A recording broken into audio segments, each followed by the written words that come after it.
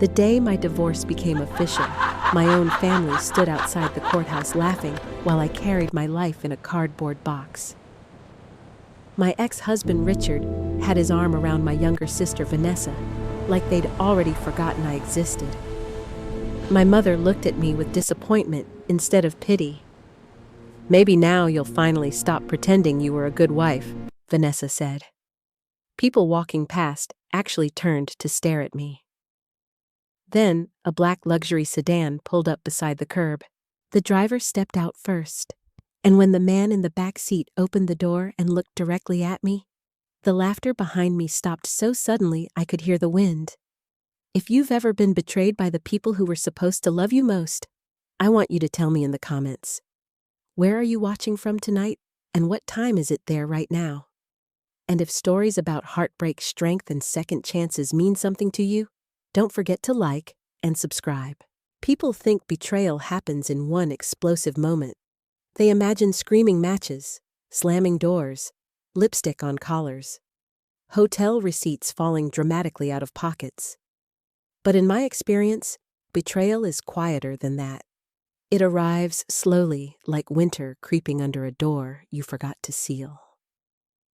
By the time you finally feel cold, your whole house is already frozen. My name is Alexis Ellis. I was 58 years old when my marriage ended, though honestly, I think it had been dying long before the divorce papers arrived.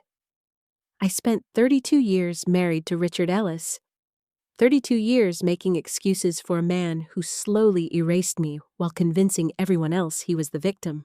We lived in a quiet suburb outside Columbus, Ohio. The kind of neighborhood where people still waved while collecting their mail and put little American flags outside during the 4th of July. From the outside, our life looked respectable. Richard owned a small commercial real estate business.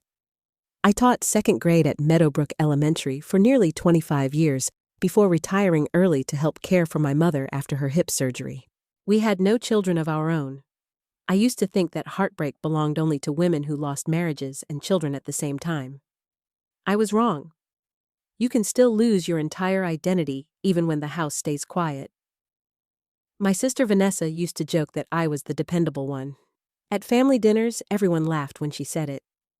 Alexis is basically everybody's emergency contact, she'd tease while sipping wine, and she wasn't wrong. When Mom needed rides to doctor appointments, I went. When Vanessa needed money after her second divorce, I sent it. When her daughter Emily needed someone to stay overnight because Vanessa wanted to take spontaneous weekend trips with whichever boyfriend she had that month, I stayed. I cooked Thanksgiving dinner every year.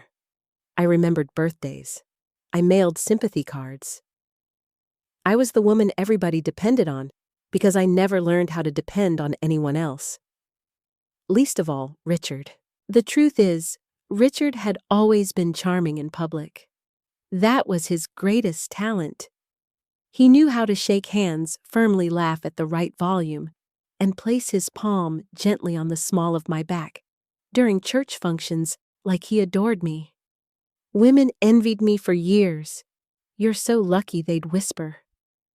I used to smile politely because correcting them would have taken too much energy. At home, Richard was different. Not cruel in obvious ways. That almost would have been easier. Instead, he specialized in small humiliations. He corrected me constantly. If I told a story at dinner, he interrupted to fix details. If I bought groceries, he questioned prices. If I gained 5 pounds, he suggested we start eating healthier while staring directly at my plate. Over time, I started speaking less, then dressing simpler, then apologizing for things that weren't even my fault. I didn't notice it happening. That's the dangerous part. Women my age were raised to survive discomfort quietly. We were taught that endurance was love, and I endured Richard for decades. The first real shift happened about a year before the divorce. Richard became protective of his phone. Very protective. He used to leave it charging on kitchen counters or forgotten in the car cup holder. Suddenly, it never left his pocket. He started turning the screen face down whenever I entered the room. At first, I told myself I was imagining things, Men his age became secretive sometimes. Maybe it was work stress. Maybe I was paranoid. Then came the business trips. Richard had always traveled occasionally, but now it became constant. Cleveland, Chicago, Nashville. Sometimes only for one night, other times for entire weekends. He bought new cologne, new shirts, gym memberships. One afternoon, while folding laundry, I smelled perfume on one of his dress jackets. Not mine. Something floral and expensive. I remember sitting on the edge of the bed holding that jacket in my lap for almost 10 minutes. I didn't cry. Not yet. Because once you cry, the truth becomes real. And I wasn't ready for that. I mentioned it carefully over dinner. You've been traveling a lot lately. Richard didn't even look up from his steak. It's called working, Alexis. I know. You just meant what he snapped. I immediately backed down. That's what I had trained myself to do. Nothing. Forget it. He sighed dramatically like I was exhausting him. You've become way too sensitive lately.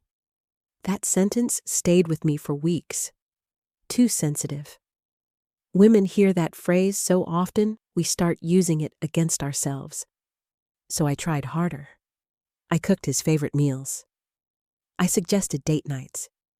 I even bought new dresses, despite hating how department store mirrors looked under fluorescent lights. Richard barely noticed. Meanwhile, Vanessa suddenly started visiting more often. At the time, I thought she was lonely. She was 52, twice divorced, always chasing excitement like silence, physically hurt her. She'd come over wearing expensive perfume and tight sweaters, while pretending she just happened to be nearby. Richard suddenly became much friendlier during those visits. Too friendly, but I ignored the feeling crawling inside my stomach. Because some truths are too ugly to look directly at. Then came my birthday dinner. That was the night something inside me finally cracked. We went to a restaurant downtown with Mom and Vanessa. I remember wearing a navy blue blouse because Richard once told me blue made me look softer. Halfway through dinner, I excused myself to the restroom. When I came back, they didn't realize I was standing behind them yet. Vanessa was laughing. Richard leaned close and whispered something into her ear. Her hand touched his arm. Not casually, intimately. Then my mother smiled. Smiled. Like she was watching a sweet romantic comedy instead of something rotten unfolding in front of her oldest daughter. I stood there frozen. And for the first time in 32 years, I had the terrifying feeling that everyone in the room knew something I didn't. Everyone except me. I sat back down slowly. Nobody looked guilty. That was the worst part. Nobody even looked nervous. Richard simply handed me the dessert menu. "Happy birthday, Lex," he said casually. And I swear to God, in that moment, I felt lonelier than I'd ever felt in my entire life.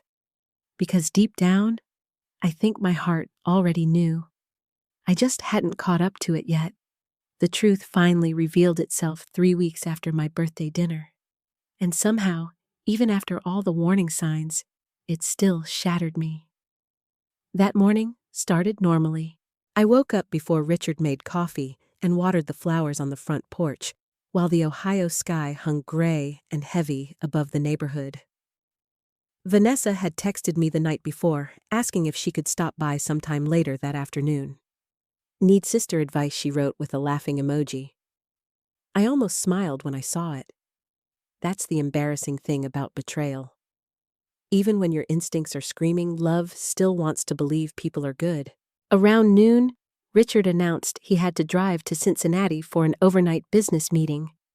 He barely kissed my cheek before leaving. I remember watching his car pull away and feeling that strange, hollow sensation again. Like my life was quietly slipping out of place while I stood there pretending everything was normal. At around 4 in the afternoon, Vanessa called. Her voice sounded breathless.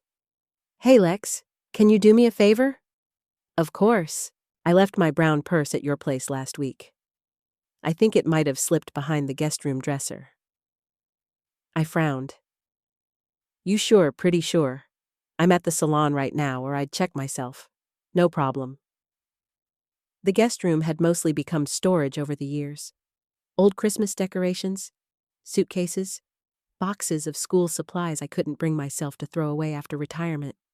I moved the dresser slowly. No purse. But I did notice something else.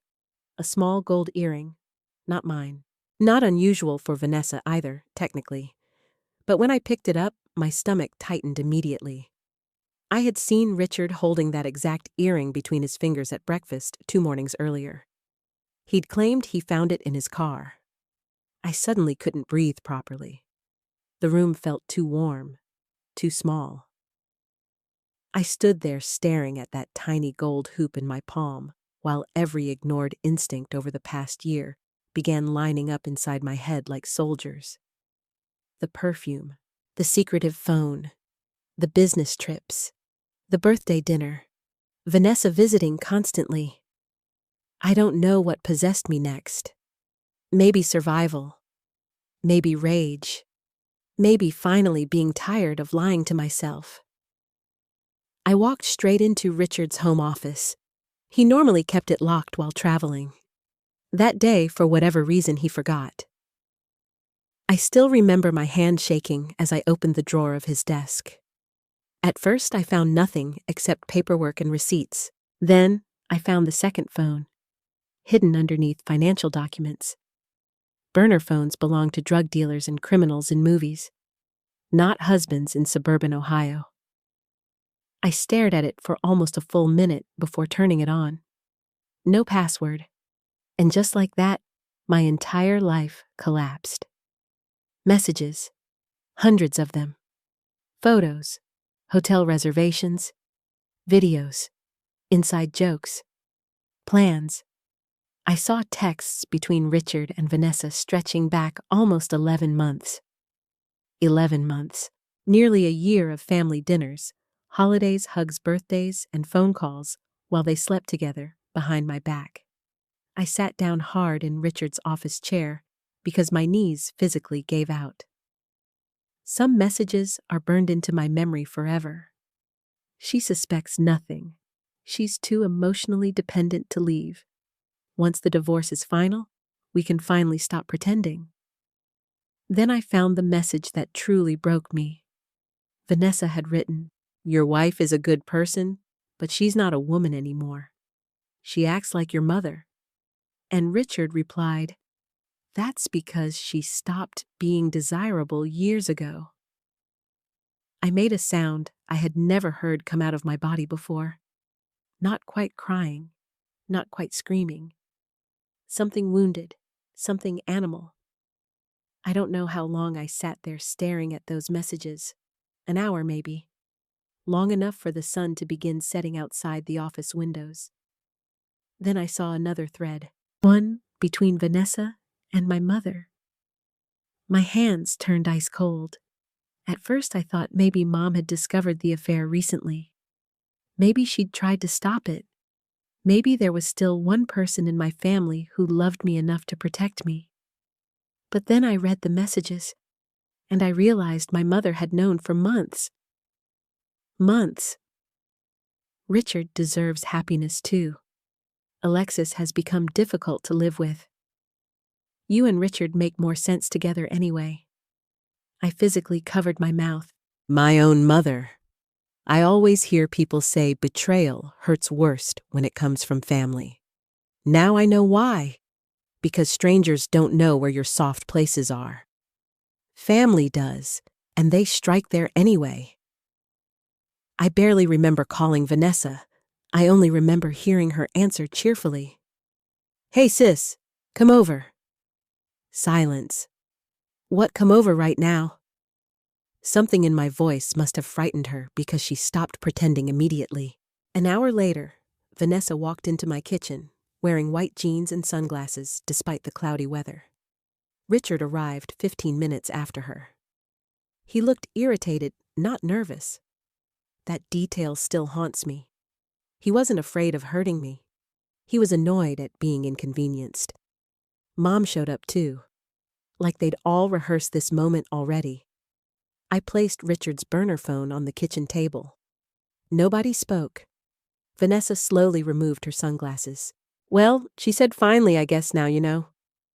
No apology, no shame, just irritation. I stared at her. My baby sister. The little girl whose hair I braided before school when Mom worked double shifts. The teenager I defended when she got pregnant at 19. The woman I loaned money to after both divorces. How long I whispered. Richard leaned back in his chair. Almost a year. A year. I looked at my mother. You knew Mom folded her arms tightly. Alexis.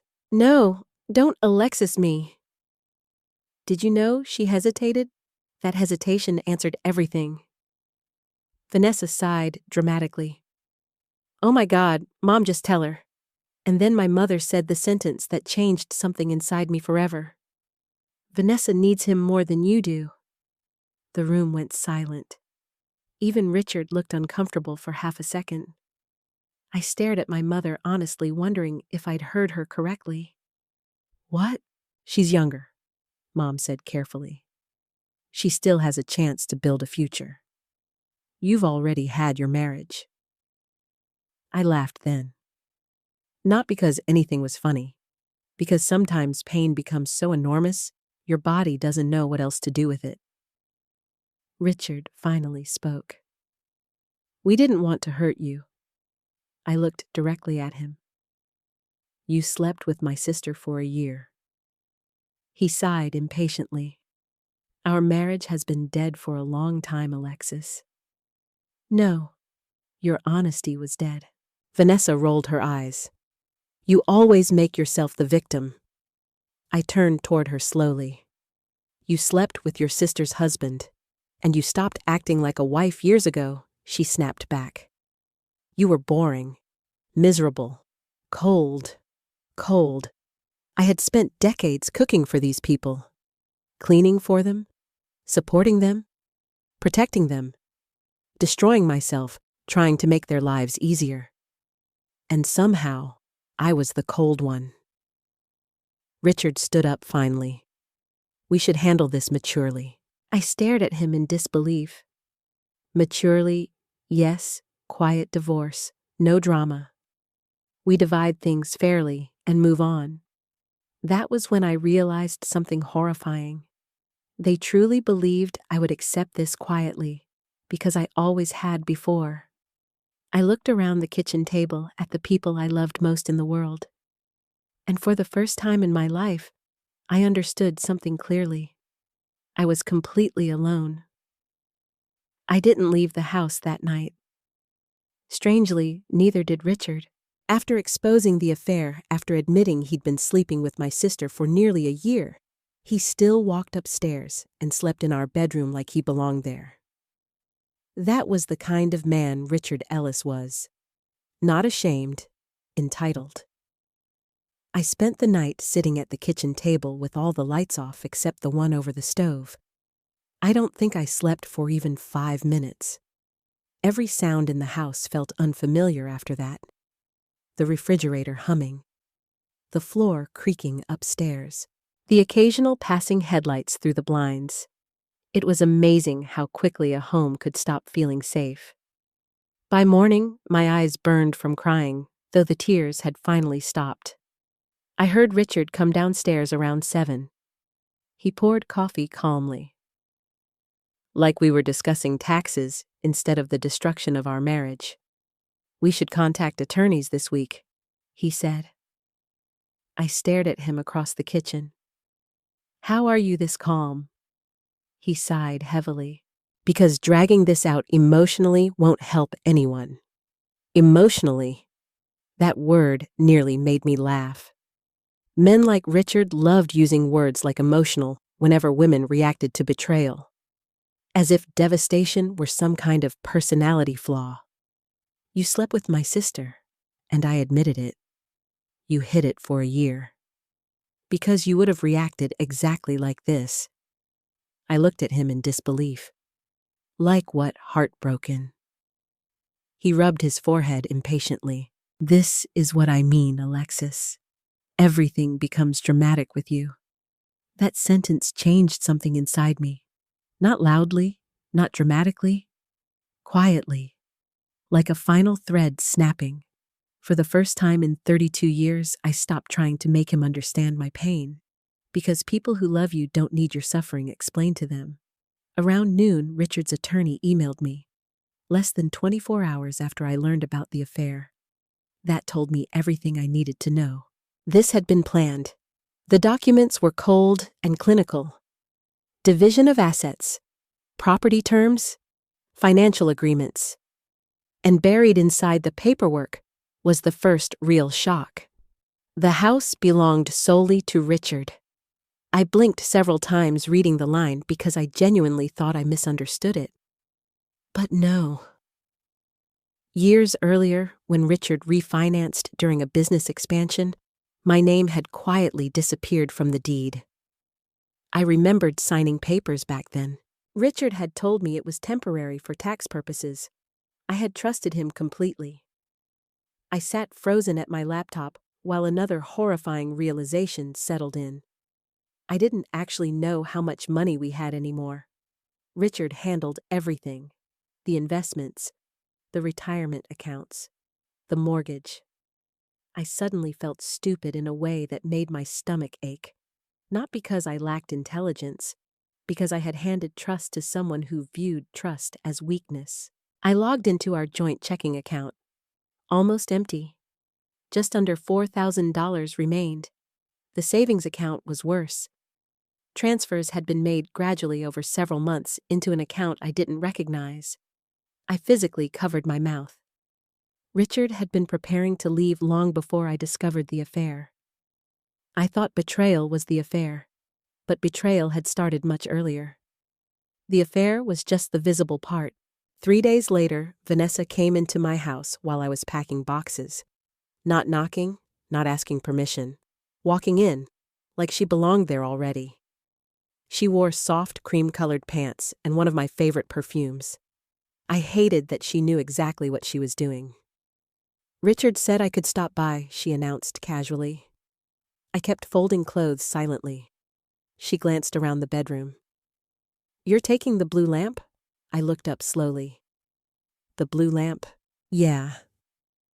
Richard and I were thinking it might look nice downstairs. Richard and I actually felt dizzy hearing those words. She wandered toward my closet. Oh, are you taking all your winter coats too? I stared at her. My own sister was discussing my belongings like I was already dead. What is wrong with you?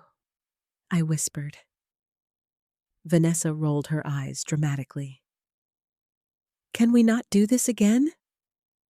You're standing in my bedroom asking about lamps.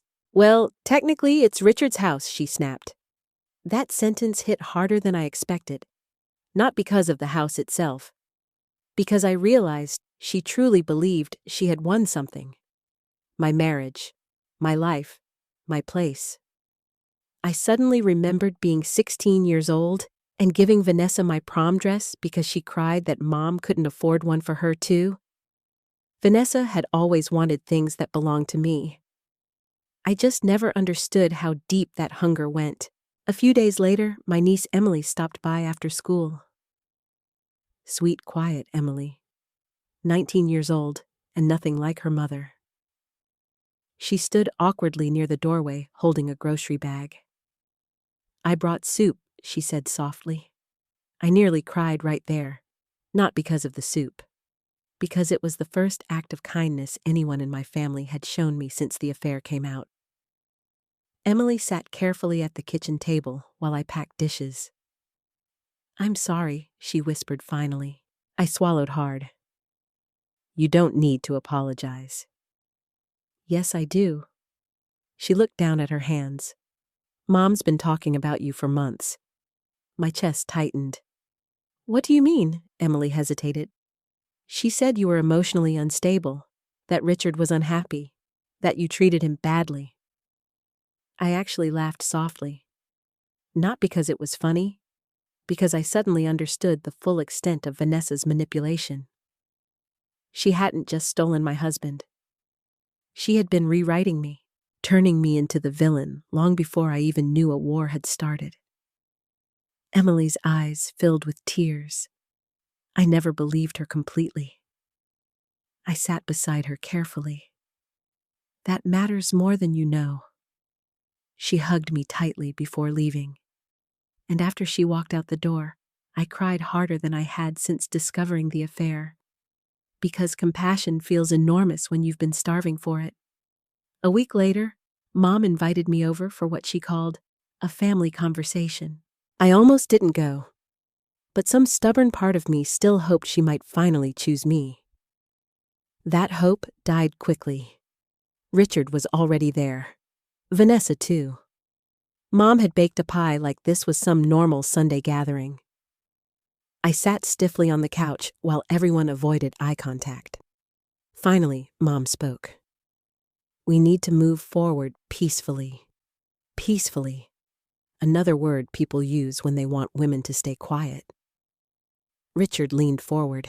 If you cooperate with the divorce, we can keep things civil. I stared at him. You moved my money. It was marital money. You removed me from the deed. That was years ago. Vanessa crossed her arms. You're acting like the only victim here? I looked at her slowly. You slept with my husband, and you stopped loving him years ago. Mom nodded carefully. That's enough. I turned toward her in disbelief. That's enough, Alexis. Relationships are complicated. No, I said quietly. Loyalty isn't. The room went silent.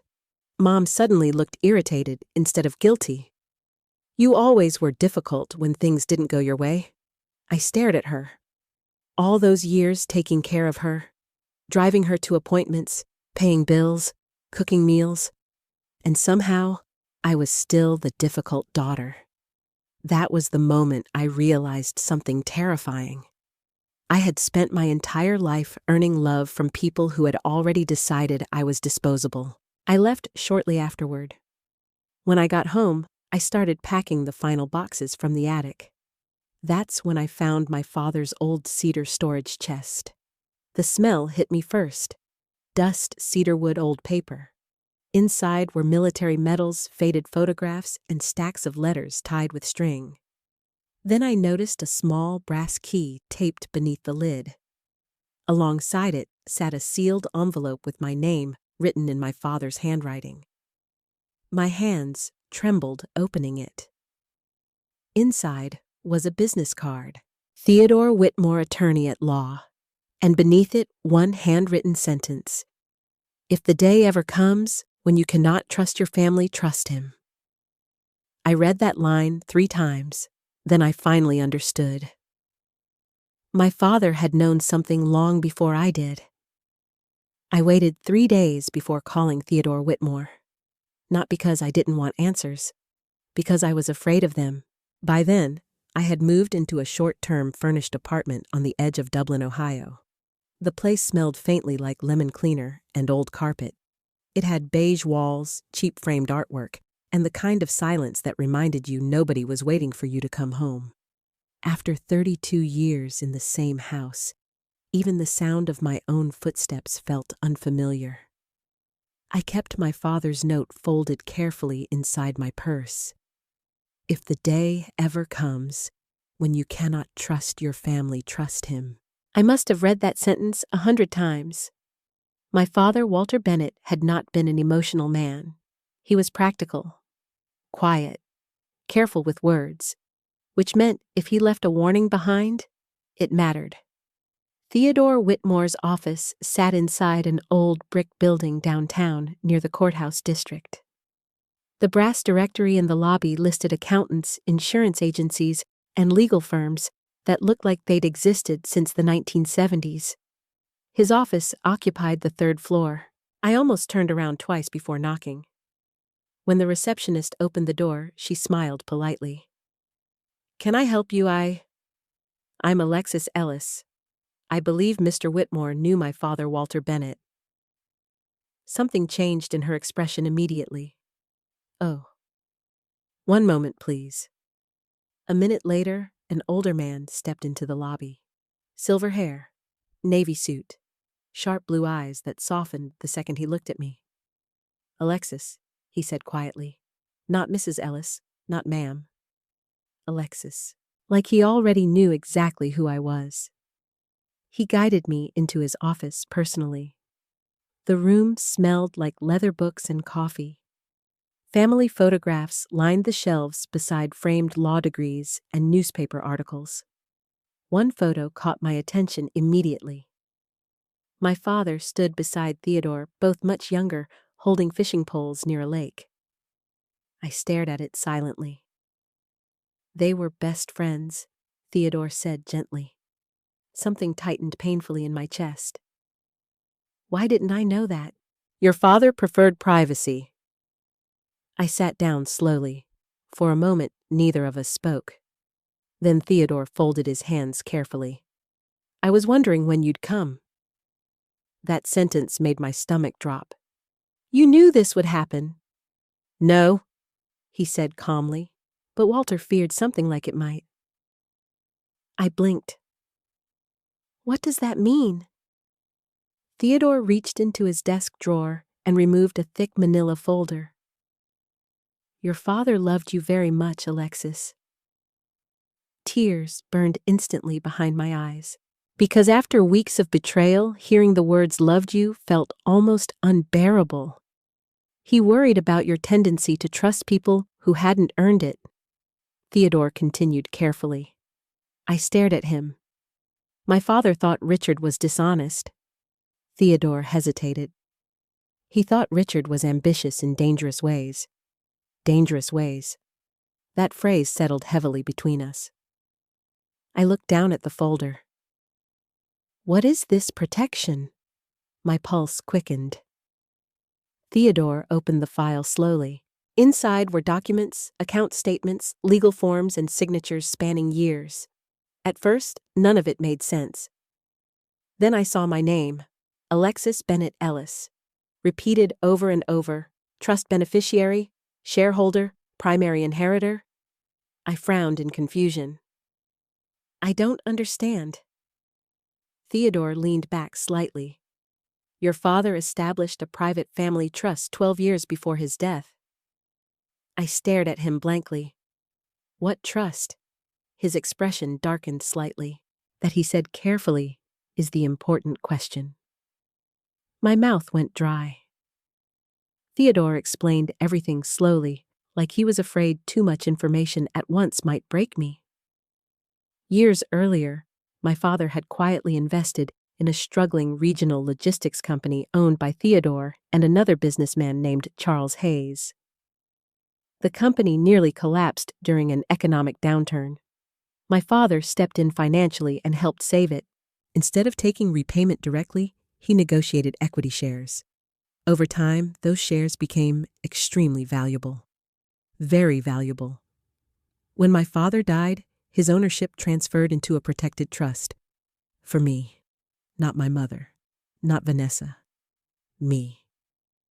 I sat frozen in my chair, trying to process the words. "That's impossible." "It isn't. But we were never wealthy." "Your father hid it intentionally." Why Theodore looked directly at me? Because he didn't trust how certain people around you would react to money. A cold feeling crept through my body. Richard knew Theodore was quiet for a second too long. And that silence told me everything. Oh my God. He suspected, Theodore admitted carefully. Walter believed Richard married upward socially and financially, even if the money itself wasn't visible yet. I physically leaned back in my chair. My entire marriage suddenly felt unstable, like the foundation underneath it had always been cracked. "How much?" I whispered. Theodore slid one document toward me. I looked at the number twice because my brain refused to understand it at first. Then nausea rolled through me. It wasn't millions in a flashy billionaire sense, but it was enough. enough to completely destroy the image Richard had carefully built around me, enough to explain everything. Theodore watched my reaction carefully. The trust remained mostly dormant while the company expanded. Your father instructed me not to release details unless specific circumstances occurred. What circumstances? Fraud? Financial coercion? Or evidence you were being manipulated? I laughed softly in disbelief. So basically, my entire marriage. For the first time, Theodore smiled slightly. Walter was a perceptive man. I suddenly thought about my mother. About all those years insisting Dad left behind very little. About how quickly she sided with Vanessa and Richard. A terrible possibility entered my mind. Did my mother know Theodore's silence answered before his words did? She was aware the trust existed, he admitted carefully. I closed my eyes. Another betrayal. Another knife. How much did she know? She knew you were the primary beneficiary. I opened my eyes slowly, and she never told me. No. The room spun for a moment. I suddenly remembered dozens of conversations over the years. Mom discouraging me from asking financial questions. Richard insisting he handled complicated matters better. Vanessa joking that I'd never survive alone. None of it felt accidental anymore. Theodore slid another document toward me. These are recent inquiries made regarding the trust. I looked down. Richard's name appeared repeatedly. Requests, financial access attempts, legal questions. My chest tightened painfully. He was trying to find it. Yes. And Vanessa knew I believed so. For several seconds, I couldn't speak. I had spent weeks believing Richard betrayed me because I got older, because I became boring, because I wasn't enough. But now another truth began emerging. Richard didn't just betray my heart, he targeted my inheritance. The affair wasn't simply selfishness, it was strategy. I stood abruptly and walked toward the office window because suddenly I couldn't sit still anymore. Cars moved below us through downtown Columbus, while my entire understanding of my life rearranged itself. My father knew they might come after me. Theodore's voice softened. Your father knew you had a kind heart. Unfortunately, kind people often attract selfish ones. Tears filled my eyes again. Not weak tears this time. Angry ones. All those years I blamed myself for not being prettier, more exciting, more desirable. Meanwhile, the people closest to me had quietly treated me like an opportunity. Theodore stepped beside me carefully. Listen to me, Alexis. I looked at him. You are not powerless here. That sentence hit me harder than I expected, because I had felt powerless for so long that I barely remembered what strength sounded like. The divorce proceedings will change significantly once proper financial discovery begins. Theodore continued. Richard hid marital assets. Yes. He manipulated financial transfers. Yes. He potentially pursued confidential trust information through fraudulent means. Yes. For the first time in weeks, I inhaled fully, deeply, like oxygen had finally returned to the room. What happens now? I asked quietly. Theodore's expression sharpened slightly. Now, he said calmly, we stop letting them think you're weak. The first time I met Jonathan Hayes, I almost didn't go inside. Theodore had scheduled the meeting 2 days after revealing the truth about my father's trust. But by then, my emotions felt dangerously unstable. Every hour seemed to uncover another lie, another hidden layer beneath my marriage. Another memory I could no longer trust. I barely recognized myself anymore. The meeting took place at Whitmore and Hayes Logistics headquarters just outside downtown Columbus. The building itself surprised me. I expected something flashy. Cold glass, arrogant wealth. Instead, the headquarters looked solid and understated. Red brick, steel trim, American flags outside the entrance moving gently in the October wind. Theodore met me in the lobby. "You nervous?" he asked quietly. "Yes." "Good," he replied. "Means you still understand the importance of what's happening." That sounded exactly like something my father would have said. The elevator ride to the executive floor felt painfully long. When the doors opened, I noticed something immediately. People smiled at Theodore with genuine respect.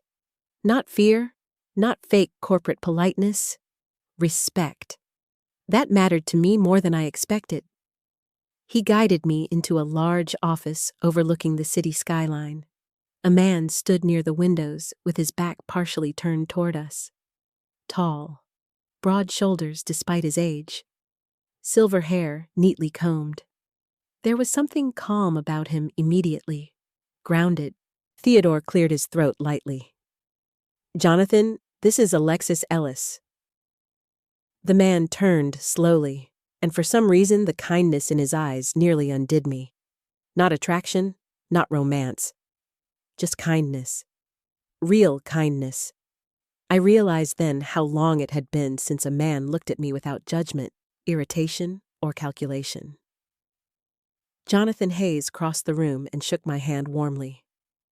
"It's an honor to finally meet Walter Bennett's daughter." That sentence hit me straight in the chest. Nobody had spoken about my father with admiration in years. Most people barely mentioned him anymore. Jonathan gestured toward the seating area near the windows. "Please sit." I lowered myself carefully into the leather chair while trying not to feel out of place. Jonathan sat across from me instead of behind his desk. A small detail, but it mattered. "I knew your father for nearly 20 years, he said. "You did. He saved this company." I blinked. Theodore had already explained some of the financial history, but hearing it directly felt different somehow. Jonathan smiled faintly. "Back then, we were hanging by a thread. Payroll problems, shipping contracts collapsing, banks backing out." He leaned back slightly. "Your father invested when nobody else would." I stared at him quietly. That doesn't sound like the man I grew up with. Jonathan laughed softly. "That's because truly generous people rarely advertise themselves." My throat tightened. For the next hour, Jonathan walked me through the company history carefully. Whitmore and Hayes had grown enormously over the years. Regional freight, supply chain contracts, distribution hubs. My father's shares, once considered risky and modest, had multiplied in value dramatically over time. And through the protected trust structure, those shares now largely belonged to me. The reality still felt surreal. I spent years clipping grocery coupons while apparently holding ownership in a major logistics company. Part of me felt embarrassed. Another part felt furious. Richard must have known enough to suspect there was money involved. That explained his sudden obsession with financial paperwork during the past few years. His pressure for signatures. His interest in my father's old documents. My silence must have shown on my face, because Jonathan's expression shifted slightly. "You're thinking about your husband." "Ex-husband soon," I corrected automatically. Jonathan nodded once. Then his voice became more serious. "There's something else you need to know, Alexis." A cold feeling crept into my stomach immediately. Jonathan exchanged a glance with Theodore. Then Theodore opened another file. "I'm afraid Richard's interest in your trust wasn't passive curiosity." My pulse quickened. What does that mean? Jonathan slid several printed emails toward me. At some point during the last year, Richard attempted indirect access to company financial systems. I stared at him blankly. "I don't understand." "He tried obtaining confidential shareholder information."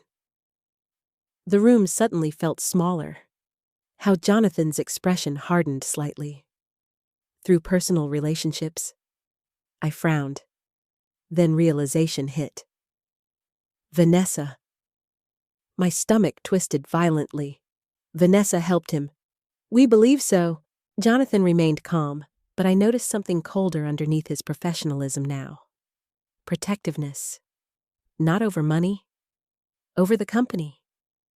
Richard attended several charity events with Vanessa over the past year, Jonathan explained. He also developed connections with lower-level administrative staff. Theodore continued carefully. We suspect he was attempting to locate trust documentation and ownership percentages. I looked down at the papers again. Email, timestamps, names, internal references, technical language I barely understood. But one thing became horrifyingly clear. This wasn't random. Richard hadn't simply fallen in love with my sister. He had been positioning himself, strategizing. The affair suddenly looked uglier than betrayal. It looked predatory. I don't understand, I whispered. Why would he do this? We had enough money already. Jonathan's expression turned sad in a way that told me he understood greed very well. For some people, he said quietly, enough never exists. Silence settled heavily over the room. Then Jonathan asked something unexpected. Did Richard ever discourage you from learning about finances? I laughed bitterly. All the time. Did he insist on handling investments? Yes. Did he isolate you from major legal decisions? I stared at him. How did you know that? Jonathan looked toward Theodore briefly. Because men like Richard tend to follow patterns. That sentence chilled me. Patterns. Meaning this behavior wasn't unique. There were other women like me. Other marriages built on manipulation disguised as leadership. I suddenly remembered every time Richard mocked me for asking financial questions. Every joke about me being bad with numbers. Every irritated sigh when I wanted explanations. He wasn't protecting me. He was keeping me dependent. Jonathan stood and walked toward the window. You should also know something else. His tone changed enough to make my pulse rise again. The company has already initiated a private investigation. I blinked. Into Richard, yes. For what exactly? Jonathan turned back toward me slowly. We believe Richard attempted to sell confidential information to a competing logistics group. I physically froze. No, that couldn't be right. Richard was selfish, cruel, dishonest. But corporate theft, industrial espionage. That sounded unreal. Jonathan must have seen disbelief on my face. I understand this is difficult.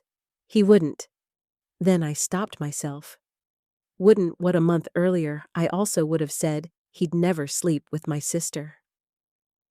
The truth was, I no longer knew the limits of what Richard Ellis would do. Jonathan's voice remained calm. We don't have full evidence yet. But several communications raised serious concerns. Theodore added quietly, and if proven, it could affect both civil and criminal proceedings. I covered my mouth briefly. My entire marriage now felt infected with secrets. I suddenly remembered Richard staying up late in his office, taking mysterious calls, attending networking dinners. He always acted irritated when I asked questions, because questions threatened people living double lives. Jonathan walked back toward me slowly. Alexis.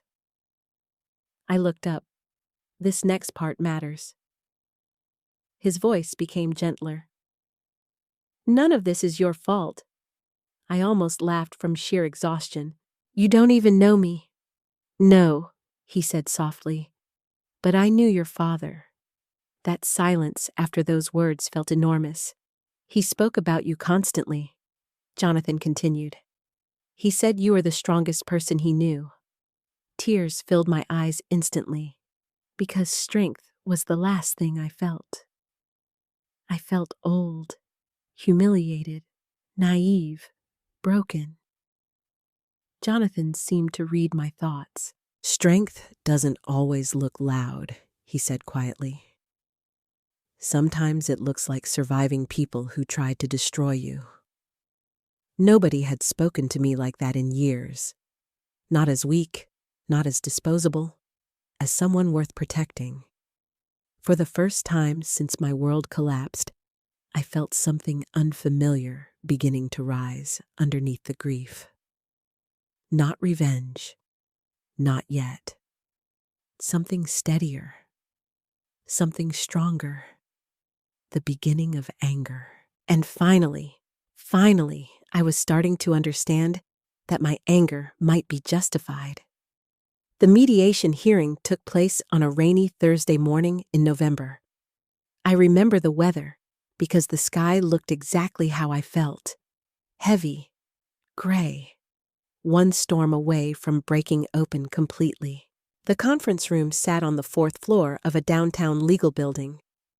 Neutral beige walls, artificial plants in the corners, a long, polished table designed for people pretending to stay civilized while quietly destroying each other. I arrived early with Theodore. My hands trembled so badly in the elevator that I had to clasp them together to hide it. Theodore noticed immediately. "Breathe," he said calmly. "I feel sick. That's normal. What if I fall apart in there?" He looked directly at me. "Then you stand back up. Simple, steady. The kind of answer my father would have respected." I wore a dark navy pantsuit I hadn't touched in years. One of my old teacher retirement outfits. Conservative. Plain. Safe. Vanessa would have hated it. That thought almost made me smile. Almost. When Richard entered the room 20 minutes later, he looked perfectly composed. Tailored charcoal suit, silver tie, expensive watch. The image of stability. Vanessa walked beside him, carrying a designer handbag I recognized immediately because I had once helped her make a late credit card payment to keep it from being repossessed. The irony nearly choked me. Mom arrived last. Gloria Bennett walked into that room wearing pearls like this was church instead of the public execution of her oldest daughter. Nobody greeted me warmly, not even Mom. Vanessa glanced at me once and smirked slightly. Then she leaned toward Richard and whispered something that made him laugh under his breath. 3 months ago, that moment would have broken me. Now, it simply exhausted me. Richard's attorney, Bradley Kane, shook hands around the room and immediately launched into polished professionalism. "Let's try to make today productive." Productive. Another one of those words people use when discussing the destruction of someone's life. The mediator introduced herself, reviewed procedures, and began discussing asset division. Richard spoke first. "Of course he did. I want this process handled respectfully," he said smoothly. "Despite our marital difficulties, I care about Alexis deeply." I actually stared at him in disbelief. The performance was flawless. If someone walked into the room at that exact moment, they would have thought he was a compassionate husband navigating a difficult separation, not a man sleeping with his wife's sister while draining shared bank accounts. Bradley slid several documents toward the mediator. "These proposals reflect a fair distribution, considering Mr. Ellis maintained primary financial responsibility throughout the marriage." Primary financial responsibility. There it was again. The narrative Richard had carefully built for decades. He earned, I depended. He led, I followed. Even now, he was trying to reduce 32 years of marriage into a financial hierarchy. The mediator looked toward me kindly. "Mrs. Ellis." Before I could answer, Theodore spoke calmly. "We'll need to review several omitted financial disclosures first." Richard's expression changed slightly. Barely noticeable, but I saw it, a flicker. Theodore opened a folder slowly, specifically regarding transferred marital assets, hidden accounts, and fraudulent financial restructuring. Silence. Richard leaned back carefully. "I'm not sure what that means." "Liar." Theodore slid documents across the table. Bank statements, transfer records, account histories, months of carefully hidden transactions. Bradley's confident expression immediately tightened. Vanessa stopped smiling, and for the first time all morning, Richard looked directly at me.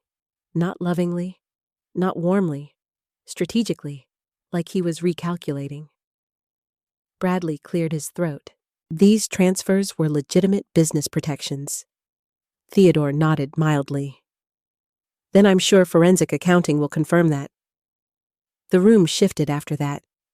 You could physically feel it, like pressure changing before a storm. Richard crossed one leg over the other carefully. Alexis always trusted me to manage finances. I laughed softly before I could stop myself. Everyone looked at me. That's true, I said quietly. I did trust you. Richard's jaw tightened slightly. But trusting someone isn't permission for them to rob you? Vanessa rolled her eyes dramatically. Oh my God. The mediator immediately interrupted. Miss Carter, please. Vanessa leaned forward aggressively. You're acting like Richard abused you. The room went still. I turned toward her slowly. You slept with my husband, and the word landed like a slap. Even Bradley looked uncomfortable. Vanessa crossed her arms. You and Richard were miserable together for years. That still didn't make him yours. She laughed bitterly. You stopped being a wife a long time ago. That sentence should have hurt. Instead, I suddenly felt tired. Just deeply tired. Because women like Vanessa always confuse attention with love. She thought winning Richard made her special. But if a man betrays one woman for you, eventually he'll betray you too. Theodore calmly slid another document across the table. This may also be relevant. Richard's face changed instantly. The mediator frowned while reviewing the paperwork. What is this communication records? Theodore replied. Bradley reached for the pages quickly. Too quickly. That alone told me he hadn't seen them before. Richard's expression hardened as Bradley scanned the emails. Then finally, Bradley looked up sharply. Where did you get these? Theodore remained calm. Legally. I watched Richard carefully. His eyes met mine for half a second. And suddenly, I knew something important. He was afraid. Not nervous. Afraid. The mediator adjusted her glasses. These emails reference unauthorized attempts to access protected financial information. Nobody spoke. Vanessa looked confused now. Mom looked pale. Richard finally leaned forward. This is being wildly misrepresented. Is it? Theodore asked quietly. Richard's voice sharpened. My wife is emotionally unstable right now. There it was. The oldest trick in the book. A woman discovers betrayal, and suddenly her emotions become evidence against her. I expected Theodore to object. Instead, he remained silent. Because this time, I spoke for myself. No, I said calmly. I'm angry. Richard blinked. I have every legal and moral right to be angry. The room stayed silent, and for the first time in years, I didn't feel ashamed of my anger. The mediator turned toward Richard carefully. Mr. Ellis, were you aware of trust-related assets connected to Mrs. Ellis's family? Richard hesitated. Just briefly. But briefly was enough. Yes, he admitted cautiously. Mom suddenly looked alarmed. Vanessa turned sharply toward him. You told me she didn't know about that. Oops. The second the words left Vanessa's mouth, I saw panic flash across Richard's face. Too late. Theodore slowly folded his hands together. Interesting. Bradley closed his eyes briefly, like a man realizing his clients were catastrophically stupid. The mediator looked directly at Vanessa. Miss Carter, what exactly did Mr. Ellis tell you? Vanessa froze. Richard interrupted instantly. She misunderstood. No, Theodore replied calmly. I don't believe she did. Mom suddenly spoke up for the first time. This whole thing is getting ugly. I looked at her in disbelief. Ugly, not the affair, not the lies, not the financial manipulation. No, the ugly part was apparently me finally defending myself. Theodore calmly introduced one final document. My father's original trust protections, signed, notarized, dated, clear instructions regarding concealed financial access and beneficiary protection. Richard stared at those papers like they were poison. Because suddenly, the story he built around me was collapsing. The helpless wife, the financially ignorant woman, the emotional dependent. Gone. The truth was much more dangerous. I wasn't powerless. I had simply been deceived, and deception only works until the victim finally sees clearly. The mediation ended early after that. Nobody looked victorious walking out, not even me. Because the truth is, exposing betrayal doesn't feel triumphant at first. It feels devastating, like watching your own life burn down in slow motion. As Theodore and I stepped into the elevator afterward, my legs nearly gave out from exhaustion. You did well, he said quietly. I stared down at my shaking hands. I feel numb. That'll pass. I looked up at him. Did my father really think this could happen? Theodore was silent for a moment. Then he answered carefully. I think your father understood that some people mistake kindness for weakness. The elevator doors opened, and for the first time in months, I realized something important. Richard wasn't looking at me like a defeated woman anymore. He was looking at me like a threat. 3 days after the mediation hearing, my mother showed up at my apartment carrying banana bread. Banana bread, like we were recovering from a misunderstanding instead of the complete destruction of our family. I opened the door slowly and stared at her in silence. Gloria Bennett stood there in a camel-colored coat, holding the pan carefully with both hands like some suburban peace offering. I baked your favorite, she said softly. For a second, I almost let old habits take over. The instinct to comfort her, to smooth tension, to make things easier. That's what daughters like me are trained to do, even while bleeding. I stepped aside finally. Come in. The apartment suddenly felt embarrassingly small with her inside it. Mom glanced around carefully. The cheap couch, the folding dining table, the unpacked boxes near the walls. You're still living here? She asked before she could stop herself. I almost laughed. Still, as if temporary suffering made me inconvenient, as opposed to where I asked calmly. She looked uncomfortable immediately. That's not what I meant. Of course it wasn't. People rarely mean the cruelest things they say. That doesn't make them less cruel. Mom placed the banana bread on the counter and sat carefully at the tiny kitchen table. For several seconds, neither of us spoke. Then finally, she sighed. This whole situation has gotten out of hand. Out of hand. Like betrayal was some spilled glass of milk nobody intended. I leaned against the counter. Richard stole money from me. Mom rubbed her temples. You don't know that for certain. The bank records say otherwise. That doesn't mean he intended, Mom. My voice cut through hers more sharply than I intended. She stopped talking immediately. I think it shocked both of us, because I almost never interrupted my mother, not even as a child. I took a slow breath. You knew he was cheating with Vanessa. Her face tightened. I was trying to protect the family. No, I said quietly. You were protecting comfort.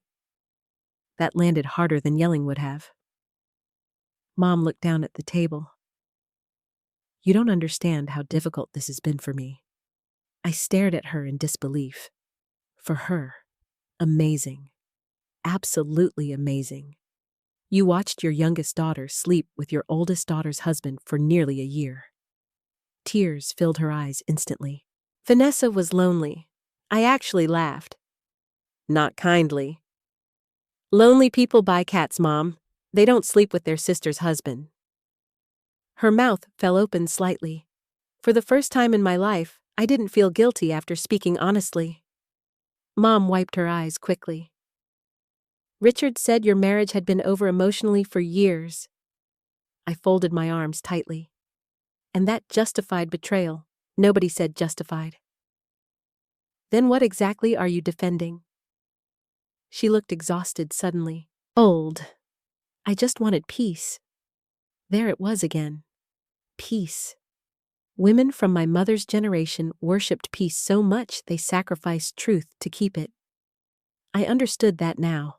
She had spent her entire life smoothing over men's bad behavior because survival once required it. But I was done surviving that way. Mom reached across the table carefully. Vanessa regrets hurting you. I stared at her hand without touching it. No, she regrets consequences. That's unfair. No, I replied softly. It's accurate. The room went silent. Then Mom asked the question I think she really came there to ask. Are you going to ruin Richard financially? There it was. Finally. Not concern for me, concern for him. I smiled sadly. He ruined himself. Mom's eyes narrowed slightly. You've changed. Yes, I said. I finally had to. After she left, I stood alone in my kitchen staring at the untouched banana bread for almost 10 minutes before throwing it directly into the trash. Not because I hated banana bread, because guilt was the main ingredient. That same evening, Vanessa called me. I almost didn't answer. Curiosity won. Hello. Her voice sounded strangely soft, fragile even. Lex. I closed my eyes briefly. Nobody had called me Lex lovingly in a very long time. What do you want, Silence? Then finally, I miss my sister. The manipulation was almost impressive. I sat slowly on the couch. You should have thought about that before sleeping with my husband. She inhaled shakily. I didn't mean for things to happen this way. How exactly did you mean for them to happen? Another silence. Then she whispered, I fell in love with him. That sentence should have hurt. Instead, I felt something colder. Clarity. You didn't fall in love with Richard? I said quietly. Yes, I did. No. You fell in love with being chosen over me. The silence afterward told me I'd hit something true. Vanessa's voice sharpened immediately. You always thought you were better than me. There it was. Not love. Competition. 30 years of it hiding underneath sisterhood. I leaned back slowly. I gave you everything. I never asked you to. No, I said softly. You just kept taking. She started crying then. Real crying. Messy breathing. For a second, old instincts returned again. Protect her. Comfort her. Fix this. But Theodore's voice echoed in my head. People like Vanessa survive by manipulating empathy. And suddenly, I realized something horrifying. My compassion had been weaponized against me my entire life. Vanessa sniffled softly. Richard says you're trying to destroy him. I almost smiled. Interesting. What he emptied accounts, hid assets, slept with my sister. But somehow, I'm the destroyer. You know what I mean? No, I replied calmly. Actually, I don't anymore. Then I hung up. My hands shook afterward, not from weakness, from withdrawal. Because setting boundaries after a lifetime of self-sacrifice feels unnatural at first, like learning to walk differently after decades of limping. The next morning, Richard showed up outside my apartment unexpectedly. I saw him through the blinds holding flowers. flowers.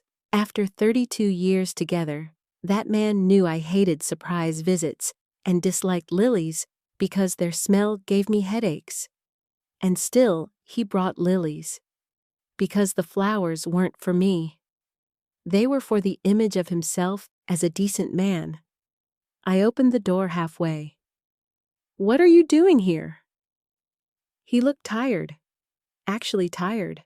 Dark circles beneath his eyes. Wrinkled shirt. "Good, I want to talk. We have attorneys for that. Alexis, please." That word almost stopped me. Please. Richard rarely used it. He stepped closer carefully. "I know I hurt you. You destroyed me." Pain flickered across his face briefly. Or maybe guilt. Honestly, I no longer cared which. I never wanted this to become ugly.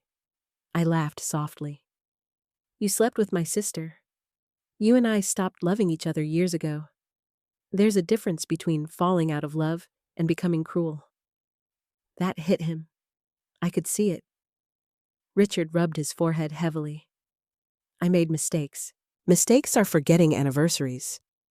You built an entire second relationship while stealing money from your wife." His jaw tightened instantly. "You keep using that word." What word? Stealing. Interesting. Not affair. Not betrayal. Stealing bothered him most. That told me everything. Richard lowered his voice. "You don't understand how dangerous this is becoming." A cold feeling crept down my spine. "Is that a threat?" "No," he said quickly. "I'm trying to protect you." I stared at him, and suddenly I saw the truth clearly. Richard didn't come because he loved me. He came because he was losing control. Over the narrative, over the money, over me. He reached toward my arm gently. I stepped back immediately. That visibly stunned him. Because for 32 years, I always softened first, always surrendered first. Not anymore. "I don't know who you are," I said quietly. His face hardened slightly. "You're letting those lawyers poison you against me." "No," I replied. "I'm finally hearing the truth without you interrupting it." Then I closed the door, and for several seconds I stood there shaking afterward. Not because I was afraid, because I wasn't. That was the unfamiliar part. The first time I walked into the executive boardroom at Whitmore and Hayes Logistics, I nearly turned around and left.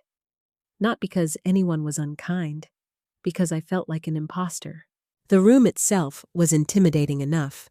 Long walnut conference table, floor-to-ceiling windows overlooking Columbus, screens displaying shipping routes, quarterly projections, and logistics reports I barely understood. Everyone inside looked polished. Sharp suits, confident posture, expensive watches. The kind of people who probably never cried in grocery store parking lots after discovering their husband emptied shared bank accounts. And then there was me, a retired second-grade teacher carrying a leather notebook I bought at Target because I thought it made me look more professional. Jonathan noticed my hesitation immediately. He stepped beside me quietly. "You belong here." I almost laughed. "You say that very confidently for someone who barely knows me." Jonathan smiled faintly. "I know two important things. What you're Walter Bennett's daughter." I looked away awkwardly. "And the second, you survived Richard Ellis." That one nearly made me smile. Nearly. The board meeting began 5 minutes later. I stayed mostly silent at first. Not because I lacked opinions, because I was terrified of sounding stupid. Financial terminology flew across the room faster than I could process. Distribution margins, contract renewals, fuel projections, supply chain restructuring. At one point, I accidentally wrote logarithms instead of logistics in my notebook because my brain simply gave up. I felt ancient, completely out of place. But then something unexpected happened. Two senior executives began arguing about staffing problems at one of the company's distribution centers in Cincinnati. One blamed productivity. The other blamed budget constraints. For 10 solid minutes, they debated numbers while completely ignoring the obvious human issue underneath. And suddenly, without meaning to, I spoke. "Have either of you actually visited the site?" The room went quiet. One executive blinked at me. "Excuse me, the distribution center?" I repeated carefully. "Have you spoken directly to the employees?" Silence. The man cleared his throat. "Our regional supervisors handle that." I nodded slowly. "So nobody in this room has actually asked the workers why morale is collapsing." Another silence. Jonathan leaned back slightly, watching me now with visible interest. I felt heat rising in my face immediately. "Oh God," I muttered. "I'm sorry, I shouldn't interrupt." "No," Jonathan said calmly. "Continue." Every instinct inside me screamed to retreat, but another part, the teacher part, kept talking. In schools, when children suddenly perform poorly, it's usually not because they're lazy. It's because something changed that leadership ignored. The room stayed quiet. I swallowed hard. People don't stop caring overnight. Usually they stop feeling seen. One woman at the far end of the table slowly lowered her pen. Jonathan folded his hands. "What would you recommend?" I blinked.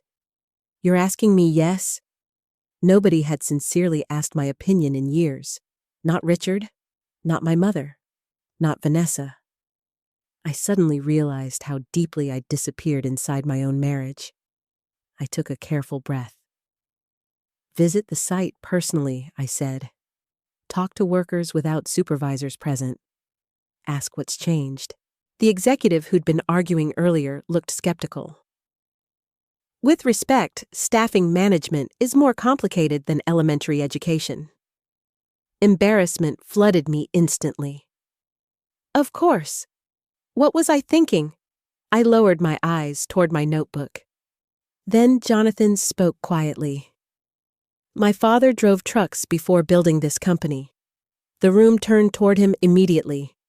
"He used to say the biggest mistake executives make is forgetting the people actually doing the work." The skeptical executive shifted uncomfortably. Jonathan looked back toward me. "I think Alexis makes an excellent point." And just like that, the humiliation dissolved. Not entirely, but enough. After the meeting ended, I lingered awkwardly near the coffee station while executives filtered out. A woman in a burgundy blazer approached me carefully. "I'm Diane Keller," she said warmly. "Human Resources Director." I shook her hand. "Alexis." She smiled slightly. "You know, you're the first person in 6 months to identify the real issue at Cincinnati." I frowned. "I guessed." "No," Diane replied. "You listened." That sentence stayed with me all afternoon. You listened. Such a simple skill, yet apparently rare enough to surprise people. Jonathan invited me to lunch afterward at a quiet restaurant near the office. I felt uncomfortable the moment we sat down. Not because of him, because expensive restaurants suddenly made me painfully aware of everything Richard used to criticize about me. How I held wine glasses, how slowly I ordered, how I asked too many questions. Trauma lingers in strange places. Jonathan must have noticed my discomfort because he quietly moved the conversation away from business. He asked about teaching instead, and for the first time in months, I heard myself talking naturally. Not defending, not explaining, simply talking. I told him about second graders who cried on the first day of school, about teaching children multiplication tables using songs, about comforting frightened kids during active shooter drills and pretending adults had the world under control. Jonathan listened carefully. Really listened. At one point, he smiled softly. "You know why your father admired you so much?" I looked down awkwardly. "He admired you," Jonathan continued, Because you dedicated your life to helping people who had nothing to offer you in return. That hit me harder than expected. Because Richard always made me feel foolish for caring too much. Naive. Weak. You make it sound noble, I said quietly. It is noble. I stared out the restaurant window for a second. I think maybe I just wanted people to love me. Jonathan's expression softened. There's nothing shameful about that. No, maybe not. But there was something dangerous about loving people who only valued what they could take from you. A few weeks later, Jonathan invited me to tour one of the company's distribution facilities. I almost declined. Then I remembered something Theodore said. You stop feeling powerless by participating in your own life again. So, I went. The facility sat outside Dayton, massive and loud and chaotic. Forklifts beeped constantly. Workers moved quickly between loading zones. The smell of diesel fuel mixed with cold winter air. At first, I felt completely useless. Then, a supervisor quietly admitted employee turnover had skyrocketed after new scheduling policies were introduced. Exactly what I suspected. Nobody felt heard. Nobody felt respected. By the end of the visit, several workers were speaking openly with me. Not because I was powerful, because I treated them like human beings. That realization unsettled me deeply. All those years, Richard made me feel unintelligent because I wasn't financially aggressive. Meanwhile, skills I learned as a teacher, observation, empathy, communication, were solving problems executives missed entirely. Maybe I wasn't weak. Maybe I had simply been surrounded by people who benefited from me believing I was. One evening, after another board session, I stayed late reviewing notes in an empty conference room. Jonathan entered quietly, carrying 2 cups of coffee. You're working hard. I smiled faintly. I'm trying not to embarrass myself. He handed me the coffee. You know something interesting? What everyone in this company is afraid. I frowned. They don't look afraid. The smartest people rarely announce it. I looked down at my notebook. What if I don't belong in this world? Jonathan sat across from me carefully. Alexis. I looked up. Belonging isn't about experience. It's about integrity. Silence settled softly between us. Then he added something that changed me more than he probably realized. You spent decades building people. That matters more than you think. I stared at him quietly, because for the first time in years, someone was describing my life as valuable instead of wasted. And slowly, painfully slowly, I was beginning to believe it too. The rumors started quietly. That's how destruction usually begins. Not loudly, not dramatically, just whispers sliding through rooms before eventually becoming accepted truth. I first noticed it during a grocery store trip. A woman I'd known casually through church glanced at me, then quickly looked away when our eyes met. Another woman whispered something near the produce section. Then both of them stared at me with identical expressions. Pity mixed with judgment. I stood frozen beside the apples, feeling suddenly exposed, without understanding why. Later that night, Emily called me. Aunt Alexis, she said carefully. Have you been online today? My stomach tightened instantly. No. Silence. You should probably prepare yourself before you look. That sentence alone told me enough. I opened Facebook slowly after hanging up. And there it was. Vanessa hadn't used my name directly. Of course not. Cowards rarely do. But the meaning was obvious. Funny how some women suddenly become successful after getting close to wealthy older men. Another post followed later. Money changes people. Some women will destroy families for status. Dozens of comments, sympathy, gossip, speculation. People who barely knew us suddenly discussing my morality like it was entertainment. One woman wrote, "Honestly, older women get desperate after divorce." I stared at the screen so long my vision blurred. The irony was almost unbearable. Vanessa slept with my husband. Richard stole from me. And somehow, I was the woman being publicly humiliated. I threw my phone onto the couch and burst into tears. Not graceful tears, angry ones, humiliating ones. Because no matter how strong you become, there's something uniquely painful about realizing people are discussing your life while sitting comfortably at home with wine and entertainment. An hour later, Jonathan called. I almost didn't answer. "Hello." I saw the posts, straight to the point. No pretending, no awkwardness. I wiped my face quickly. "It's stupid." "No," he said calmly. "It's calculated." That word settled heavily in my chest. Calculated. Of course it was.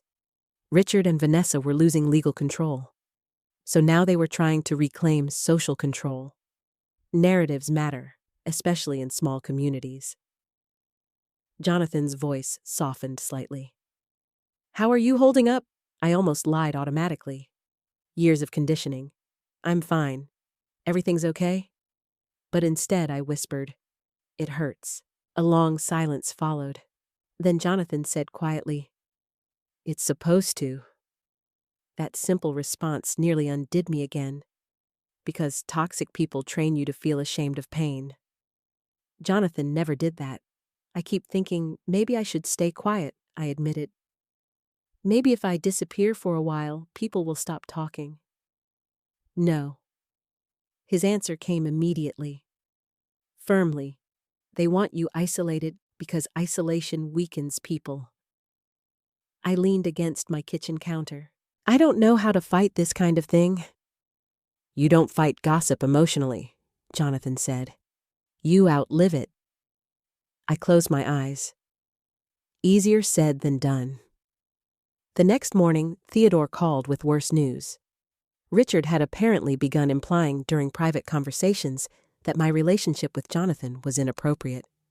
I actually laughed out loud when Theodore told me, not because it was funny, because the hypocrisy became almost cartoonish. "He sleeps with my sister," I said bitterly, "but somehow I'm immoral for attending business meetings." Theodore sighed. "Richard understands perception. He's trying to damage your credibility."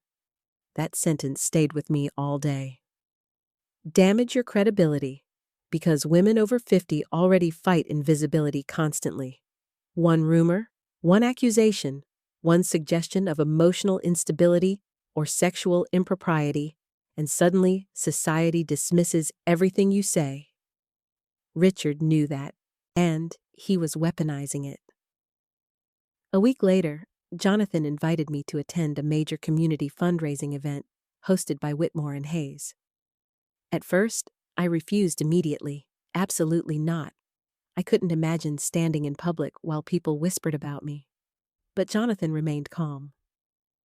"You should come. I'll become the entire event's gossip topic." "Possibly." I stared at him in disbelief. "That's your encouragement?" His expression softened slightly. "Alexis hiding confirms their version of you." I hated how right he was.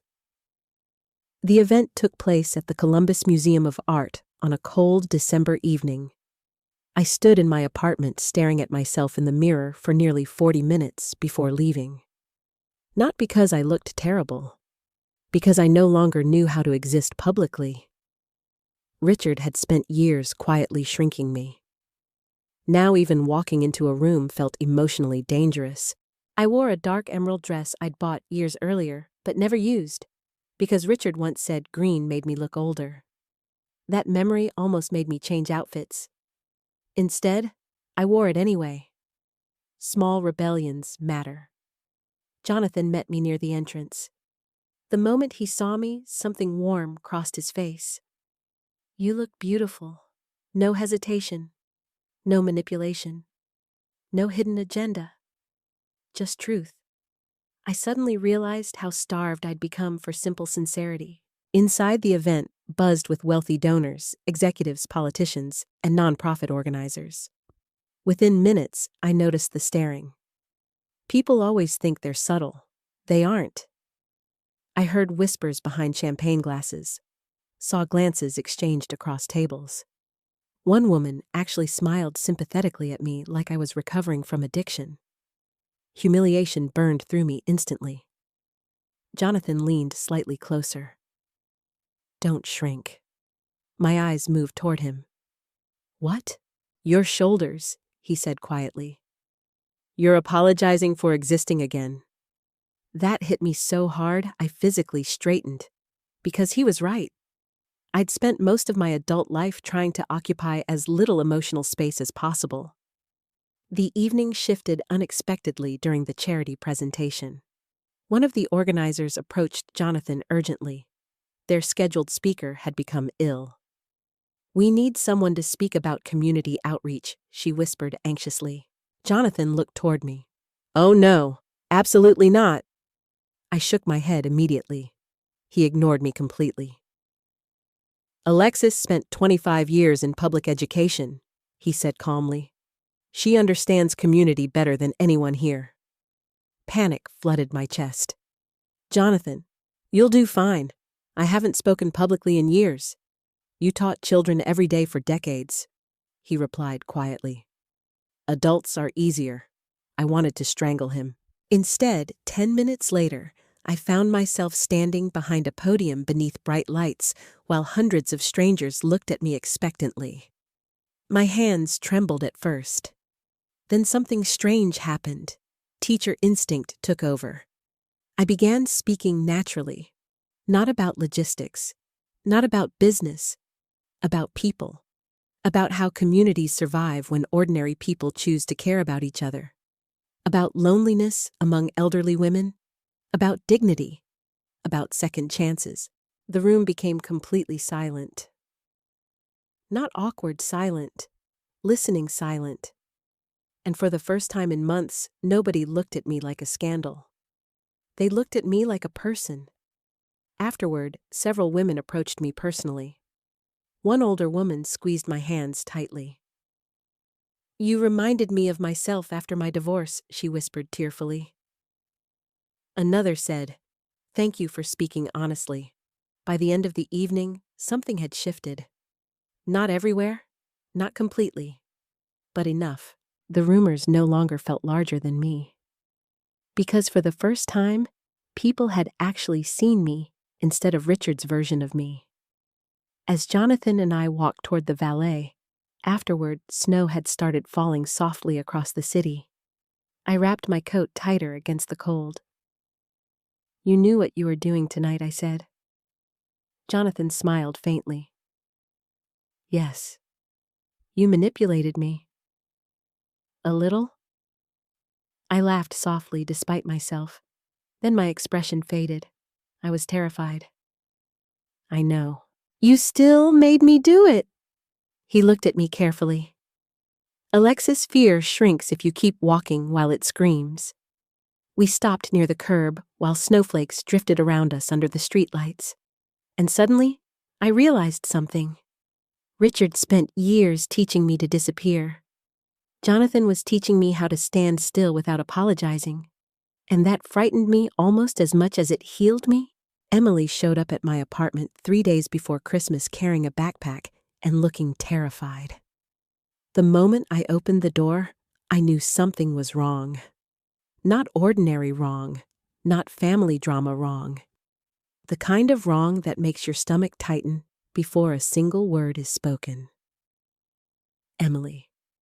Her eyes immediately filled with tears. "Can I come in?" I stepped aside quickly. She walked inside, clutching the straps of her backpack so tightly, her knuckles looked white. I closed the door carefully behind her. "What happened?" She looked toward the windows first, like she was afraid someone might be watching. That frightened me more than anything. "I can't stay long," she whispered. My chest tightened instantly. "Emily, you're scaring me." She swallowed hard. I found something. For a second, neither of us moved. Then slowly, she pulled a small flash drive from her coat pocket. I stared at it. What is that? Her hands trembled visibly now. Proof! The word landed heavily between us. I guided her toward the couch carefully. Sit down. Emily lowered herself beside me, still gripping the flash drive. And suddenly, I noticed something heartbreaking. She looked exhausted. Dark circles under her eyes, shoulders tense. 19 years old and already carrying the emotional weight of two selfish adults. I overheard Mom and Richard arguing last night, she said quietly. My stomach dropped immediately. What about? Her voice cracked slightly. You? Of course. Always me. Emily stared down at the flash drive. They didn't know I was upstairs. I stayed silent. Sometimes people need quiet more than questions. They were fighting because Richard thinks Mom's becoming careless? Emily continued. He said she talks too much when she drinks. A cold feeling crept down my spine. Emily looked up at me finally. Aunt Alexis? They were planning this for a long time. I closed my eyes briefly. Part of me already knew that, but hearing it out loud still hurt. How long before you found out about the affair? Pain moved through me slowly this time. Not sharp anymore. Heavy, like grief settling deeper into bone. Emily wiped at her eyes angrily. I'm sorry. I reached for her hand immediately. No, none of this is your fault. Yes, it is. No. Her voice broke completely then. I should have told you sooner. That sentence stunned me. What do you mean? Emily looked ashamed suddenly. I heard things months ago. My heart tightened painfully. What things? Richard asking Mom questions about Grandpa's money? I went completely still. Emily. She started crying now. Real tears. The kind people try desperately to hide. I thought it was just family business, she whispered. I didn't understand. I wrapped my arms around her immediately, and suddenly I wasn't thinking about betrayal or lawsuits or money anymore. Just this young girl drowning in guilt because the adults around her failed her completely.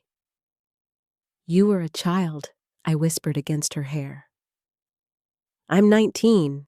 You're still somebody's child. That only made her cry harder.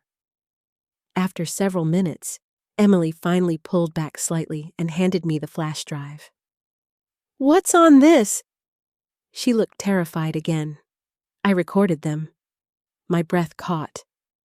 What? That night after mediation, she whispered.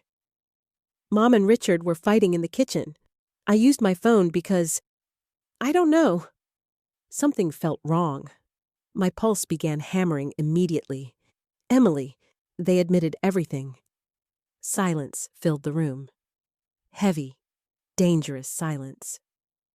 I stared at the flash drive in my palm like it might explode. What exactly did they admit? Emily wiped her face shakily. That Richard knew about Grandpa's trust years ago.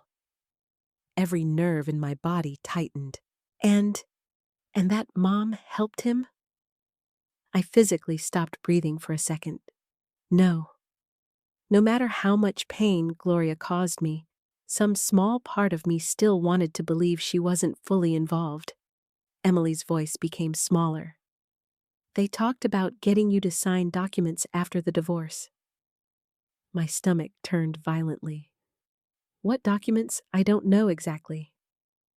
Richard kept saying, if you stayed emotional enough, you'd agree to almost anything. I stood abruptly and walked toward the kitchen because suddenly I couldn't sit still. Emotional enough. That's how they saw me. Not heartbroken, not betrayed, emotionally manageable. A woman too devastated to think clearly.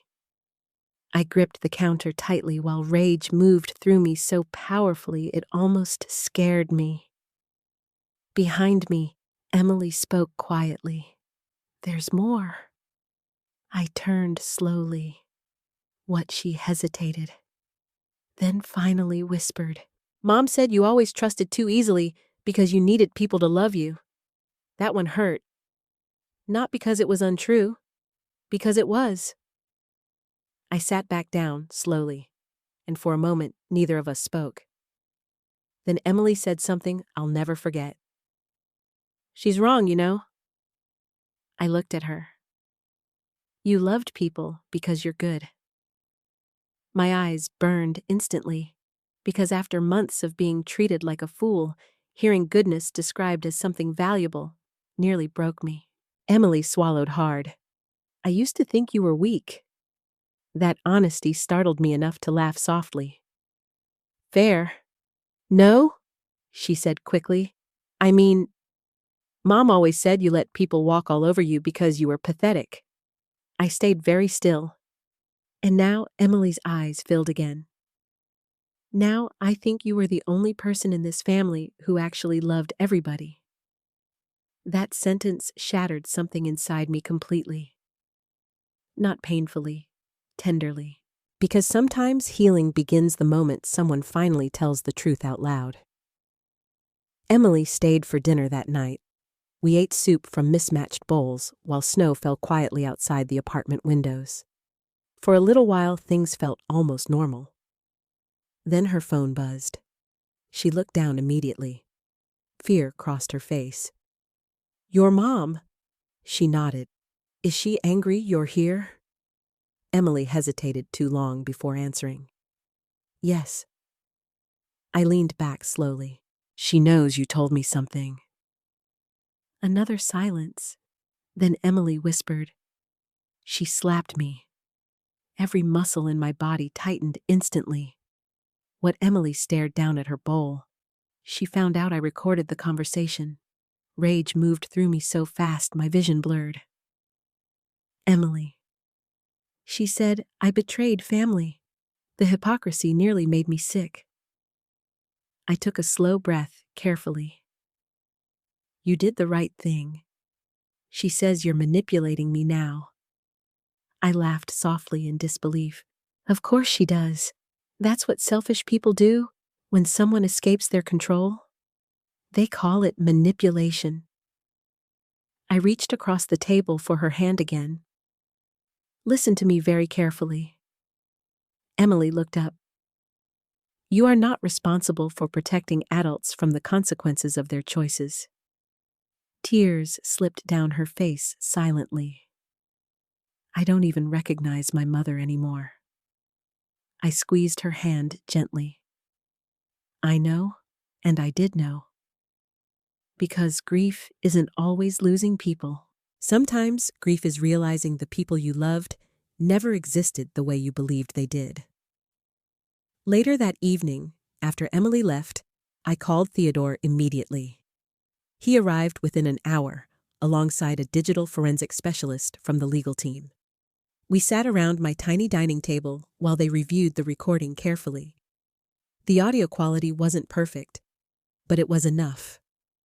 More than enough. Richard's voice, Vanessa's voice, my mother's voice, discussing financial manipulation, pressure tactics, trust access, asset transfers. At one point, Richard literally said she'll sign anything if we keep her overwhelmed emotionally. The room went silent after the recording ended. The forensic specialist looked stunned.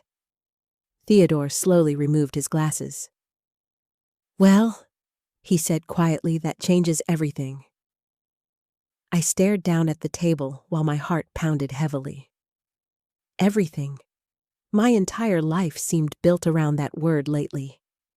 Then Theodore asked softly, How are you feeling? I thought about the question carefully. Months ago, I would have answered with guilt, confusion, shame. But now I felt something different. Not revenge, not exactly, justice. And for the first time since my world collapsed, justice no longer felt impossible.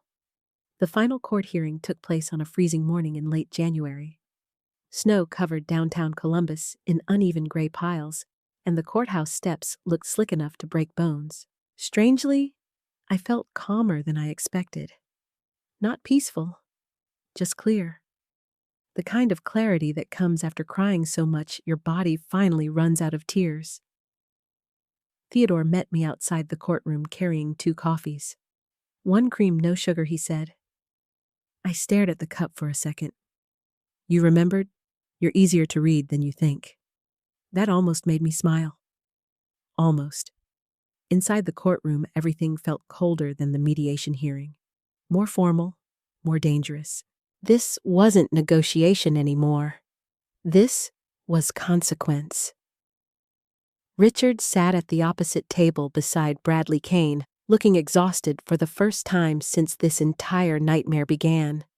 Not emotionally exhausted. Cornered.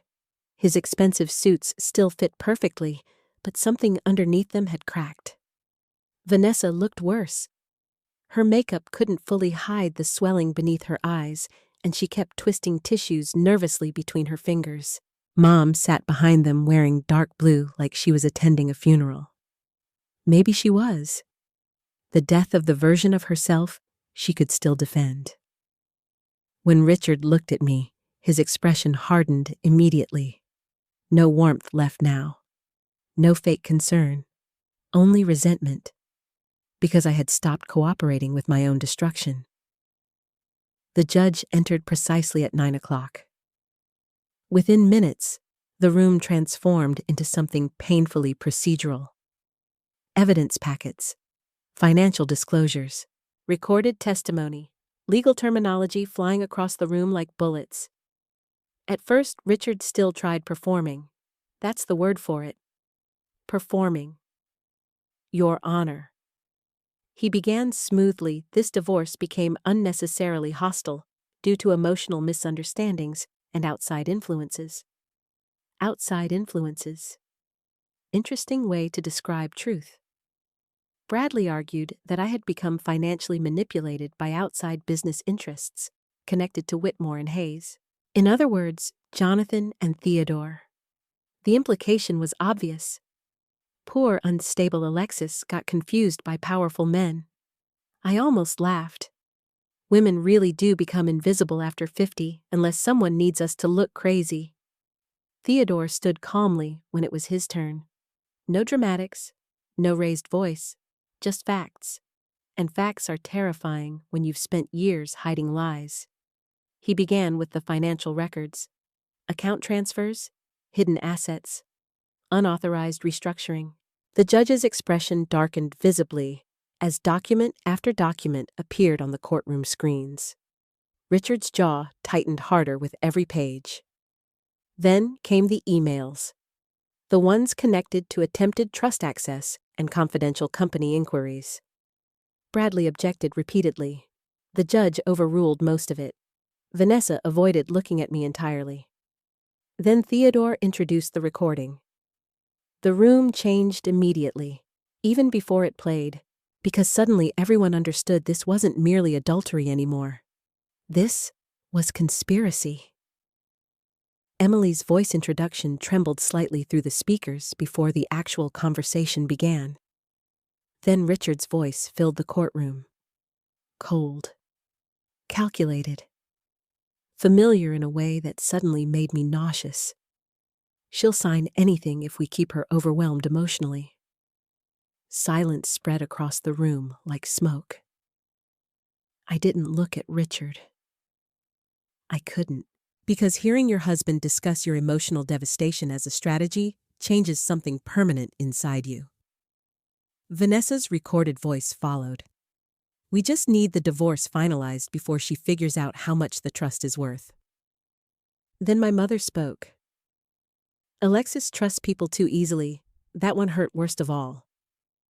Not because it was false, because she said it like weakness disgusted her. The recording ended. Nobody moved for several seconds afterward. The judge removed her glasses slowly. Bradley looked physically ill. Richard stared forward rigidly. And Vanessa finally started crying. Not quiet tears, panicked tears. The kind people cry when consequences finally become real. Bradley stood quickly.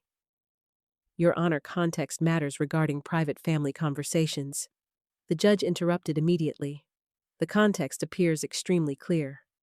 Her tone made even my pulse jump. Theodore continued calmly.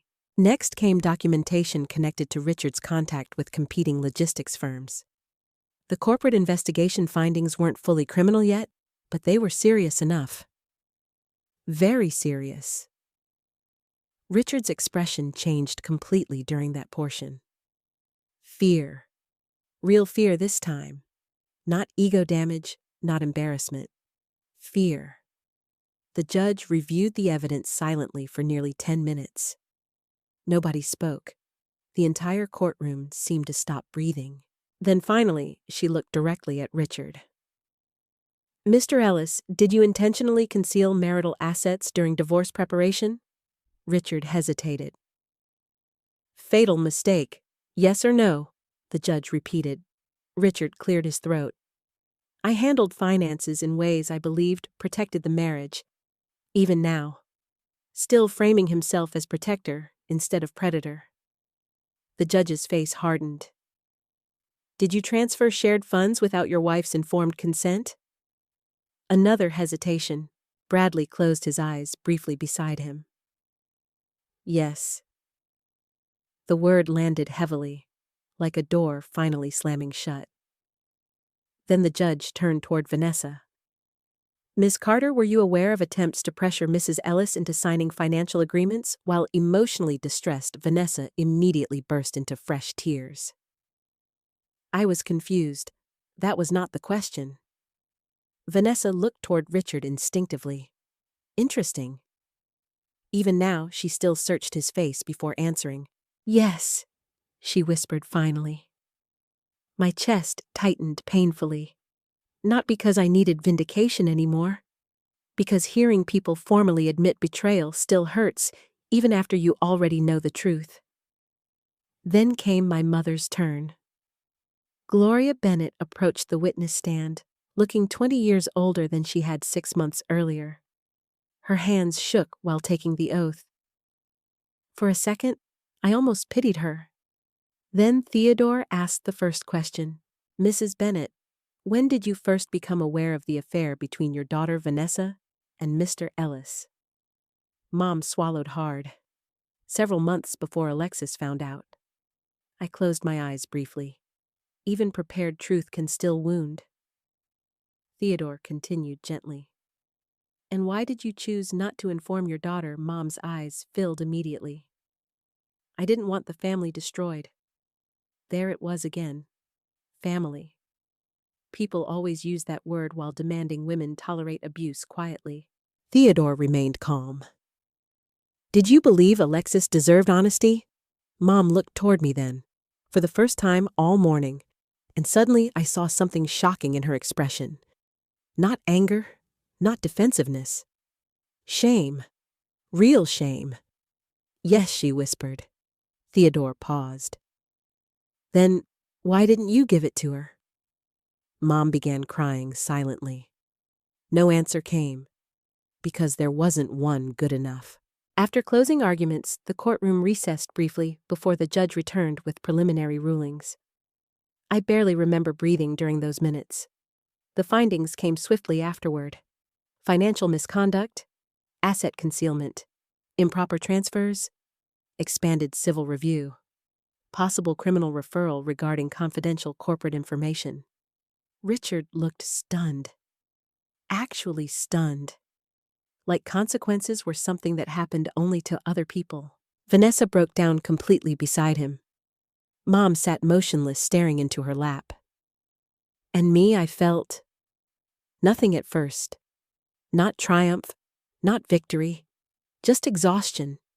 32 years of marriage ending in legal language and courtroom silence. The judge finalized the primary divorce rulings before concluding. Asset redistribution would heavily favor me due to misconduct findings. Further investigation into Richard's business dealings would proceed separately. And finally, Mrs. Ellis, the judge said carefully, the court recognizes significant emotional and financial harm occurred here. My throat tightened instantly. Not because the statement fixed anything, but because somebody finally acknowledged reality out loud. Afterward, the courtroom emptied slowly. Richard approached me near the hallway before Theodore could intervene. For 1 second, we stood facing each other completely alone. He looked older suddenly. Smaller somehow. "You ruined everything," he said quietly. I stared at him. "No," I replied softly. "I stopped letting you ruin me." His eyes hardened instantly. Then he walked away. Vanessa avoided me entirely. Mom lingered behind longer than everyone else. She looked like she wanted to speak. Apologize, maybe. But some things arrived too late to repair what they broke. So, she simply left. Outside the courthouse, snow drifted lightly across the sidewalks while reporters and pedestrians moved through the cold afternoon. Theodore squeezed my shoulder gently. "You survived." I looked back toward the courthouse doors. No, not survived. Something else. Something stronger. For the first time in decades, my life finally belonged to me again. The strange thing about winning is that nobody tells you how lonely it can feel afterward. For months, I imagined the final court ruling would heal something inside me instantly. That justice would arrive like sunlight. Warm, certain, transformative. Instead, I went home alone and cried in my kitchen while reheating leftover soup. Because no legal victory can return 32 stolen years. The divorce finalized on a Thursday. By Saturday morning, I was sitting cross-legged on my apartment floor, surrounded by unopened mail and half-packed boxes, wondering who I even was now. Not Richard's wife, not the dependable daughter, not the older sister constantly cleaning up Vanessa's messes. Just Alexis. And honestly, I wasn't entirely sure I knew her anymore. Snow pressed softly against the windows while silence filled the apartment. Not peaceful silence, empty silence, the kind that echoes. I stared at my wedding ring sitting on the coffee table for nearly 20 minutes before finally placing it inside a drawer. I expected relief. Instead, I felt grief. Because mourning doesn't only happen when people die. Sometimes you mourn the version of yourself who kept hoping people would love you properly someday. Around 6 that evening, someone knocked softly at my door. I almost ignored it. Then Jonathan's voice came through gently. "Alexis." I opened the door, wearing old sweatpants and no makeup. For one horrifying second, embarrassment flooded me. Richard used to hate when I looked unkempt. Then I remembered something important. Jonathan wasn't Richard. Jonathan stood there holding 2 paper bags from a local Italian restaurant. "I brought food," he said simply. I blinked at him. "You didn't have to do that. I know. No dramatic speeches, no pity, just presence." That alone nearly made me cry. He stepped inside quietly while I cleared space on the tiny kitchen counter. The apartment suddenly felt smaller with him in it, though not in a bad way. Warmer, somehow. Jonathan unpacked containers carefully. "Lasagna, breadsticks, salad, comfort food." "I didn't know what you'd want," he admitted. "This is perfect." And strangely it was, because grief makes even choosing dinner exhausting. We ate mostly in silence at first. Not awkward silence, gentle silence. There's a difference. At one point, Jonathan glanced toward the stack of legal documents sitting unopened near the couch. "How are you really doing?" I laughed softly. That question should honestly be illegal. He smiled faintly. "Why?" "Because people usually ask it when they want the polite version." "And you?" "I'm too tired to lie today." Something softened in his face after I said that. I pushed food around my plate slowly. I thought winning would feel bigger. Jonathan nodded once. Trauma doesn't disappear just because accountability finally arrives. I looked down at my hands. I wasted so much time. "No," The answer came immediately, firmly. I looked up. You didn't waste your life, Alexis. You trusted people who betrayed that trust. Feels similar. It isn't. The certainty in his voice startled me. Jonathan leaned back slightly. Do you know how many people spend their entire lives becoming cruel after being hurt? I stayed silent. You didn't, he continued quietly. That matters. Tears burned behind my eyes instantly, because after months of fighting, anger, humiliation, and survival, kindness suddenly felt unbearable again. I stood abruptly and walked toward the sink because I refused to cry in front of him. Too late. My voice cracked anyway. I don't know how to start over at 58. Jonathan's footsteps remained slow and careful behind me. Can I tell you something honest? I wiped my face quickly. Sure. I think you already started. I turned toward him slowly. Jonathan stood there with his hands in his pockets, looking calm as always. But there was something else in his expression too. Respect. Not attraction alone. Respect. And somehow that mattered more. I spent 32 years trying to become the version of myself other people wanted, I whispered. Jonathan tilted his head slightly. And now I don't know who I am without that. Silence stretched softly between us. Then he said something that settled deep into my bones.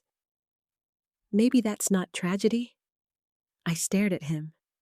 Maybe it's freedom. The next few weeks felt strange. Quiet. Uneven. Some mornings, I woke up feeling stronger. Other mornings, grief hit me so suddenly, I couldn't breathe. Trauma isn't linear, no matter what inspirational quotes claim. One afternoon, I drove past my old house accidentally while returning from a meeting downtown. The driveway still held Richard's car, but now Vanessa's SUV sat beside it too. For several seconds, I simply stared.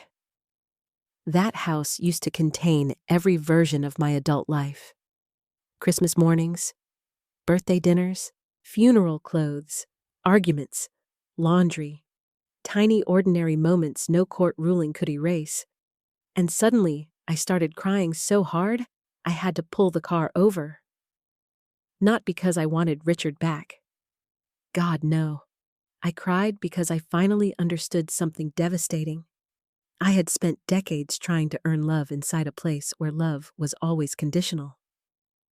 Jonathan found me later that evening sitting in my office at Whitmore and Hayes long after everyone else left. I'd been staring at the same spreadsheet for nearly 40 minutes without reading a single number. You're still here. I looked up tiredly. So are you. He smiled slightly. Occupational hazard. I rubbed my forehead. I drove by the house today. Understanding crossed his face instantly. Bad idea? I don't know. Jonathan sat across from me quietly. You're allowed to mourn. I hate that. What that I still care. He studied me carefully for a second. Alexis, losing love and losing illusion happen simultaneously sometimes. It's confusing. That sentence hit something painfully accurate inside me. Because part of my grief wasn't Richard himself. It was grieving the marriage I thought I had, the family I thought existed, the safety I imagined was real. I looked toward the dark office windows. Do you ever get scared? I asked quietly. Jonathan leaned back thoughtfully. All the time. That surprised me enough to laugh softly. You don't seem like someone who gets scared. That's because age teaches you how to carry fear without letting it steer. I stared at him for a second, then smiled genuinely for the first time in days. You always sound like somebody's wise grandfather in a movie. He laughed quietly. I'll take that as a compliment. The sound warmed the room immediately, and suddenly I noticed something dangerous. I felt safe beside him. Not dizzy infatuation, not desperate loneliness. Safe. That frightened me more than attraction ever could. Because safety requires trust, and trust now felt like standing barefoot on broken glass. A week later, Jonathan invited me to dinner again. This time, I said yes without panicking first. Progress. We ate at a small lakeside restaurant outside the city where nobody recognized us.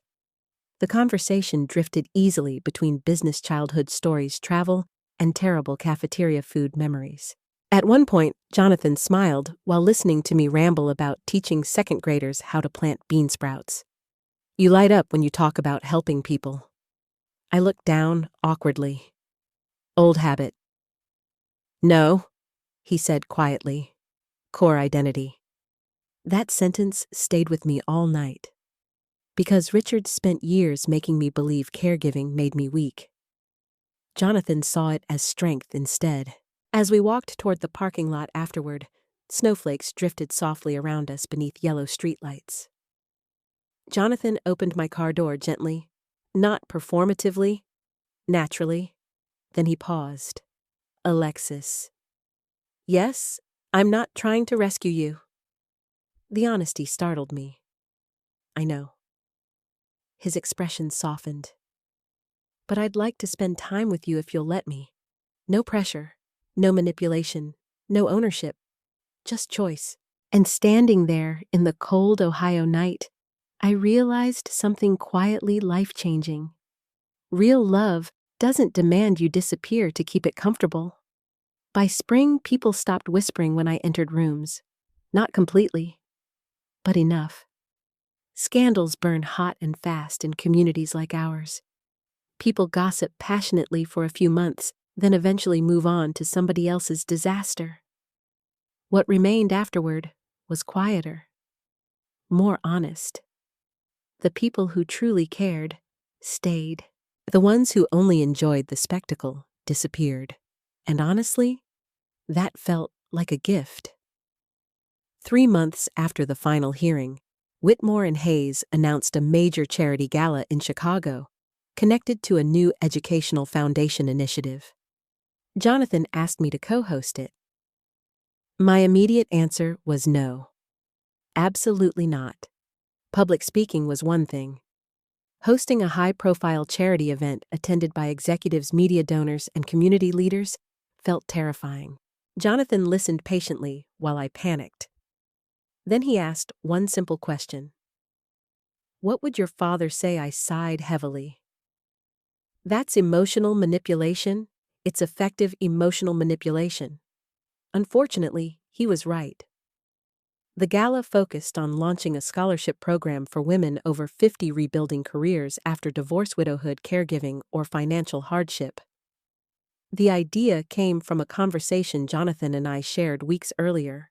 I had mentioned how invisible older women become after major life transitions, especially women who sacrificed careers to care for families.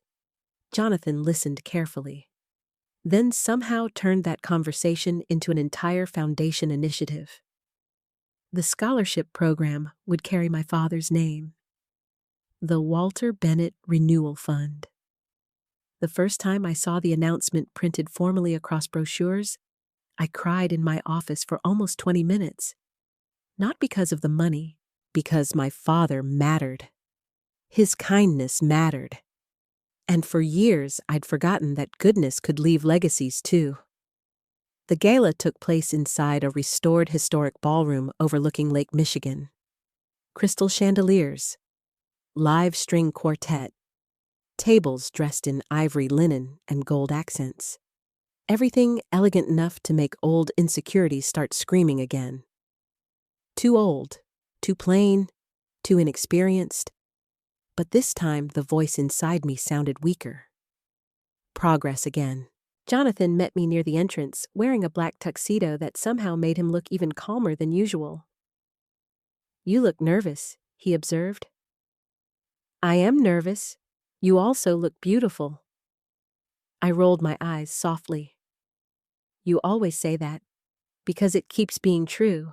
That still startled me every time. Not the compliment itself, the consistency. Healthy affection feels suspicious when you've spent decades earning crumbs. Inside the ballroom, reporters moved between tables, photographing donors and executives. At first, I focused only on surviving the evening. Smile politely. Speak clearly. Don't trip in heels. Then I saw them. My mother, Vanessa, Richard, all three standing near the back entrance, looking painfully uncomfortable. The sight hit me like ice water. I knew they might attend. The event was publicized heavily, and community donors received invitations widely. Still, seeing them there together physically tightened my chest. Vanessa looked dramatically different than she had 6 months earlier. Smaller somehow. The confidence that once radiated from her had cracked badly. Richard looked older too. Not just older. Diminished. His business reputation had suffered enormously after the investigations began, and several professional relationships collapsed publicly. Actions have consequences. Eventually. Mom noticed me first. Her expression filled immediately with something complicated. Regret? Shame? Grief, maybe? Jonathan followed my gaze quietly. You okay? No, I admitted honestly. He nodded once. You don't have to speak to them tonight, but part of me knew I probably would. Because avoiding pain forever isn't healing. It's hiding. The evening began formally. Cocktails, networking, donor introductions. At one point, I found myself laughing genuinely with several scholarship applicants near the stage area. Women in their 50s and 60s describing new business ideas, nursing certifications, culinary dreams, and second careers. One woman cried while telling me she thought her life ended after divorce at 62. I squeezed her hands gently. It didn't end, I told her. It changed. And suddenly I realized I was speaking to myself too. Later, while waiting backstage before the main presentation, Vanessa approached me alone. My body immediately tensed. She stopped several feet away like she sensed it. For a moment, neither of us spoke. Then finally, she whispered, "You look happy." The statement sounded almost painful for her to say. I folded my arms carefully. I'm healing. Vanessa nodded slowly. I barely recognize you anymore. I almost laughed softly. That makes two of us. Her eyes filled unexpectedly. I know you hate me. The old version of me would have rushed to soften that moment. Not anymore. I don't hate you, I said honestly. That surprised her. You don't. No hatred requires emotional intimacy I no longer have. What I felt instead was sadness. Deep sadness for a woman who confused taking with winning her entire life. Vanessa looked down briefly. Richard moved out last month. Interesting. Not surprising. Still interesting. I'm sorry your relationship failed, I said calmly. She gave a bitter little laugh. You're kinder than I deserve. Maybe. Or maybe peace simply becomes more valuable than revenge eventually. Vanessa wiped beneath her eyes quickly. Mom wants to apologize to you. I stared at her for a second. Does she? She's ashamed. That word settled heavily inside me. Ashamed. Good. Not because I wanted her suffering, because accountability matters. Before I could answer, event staff signaled it was time for the main presentation.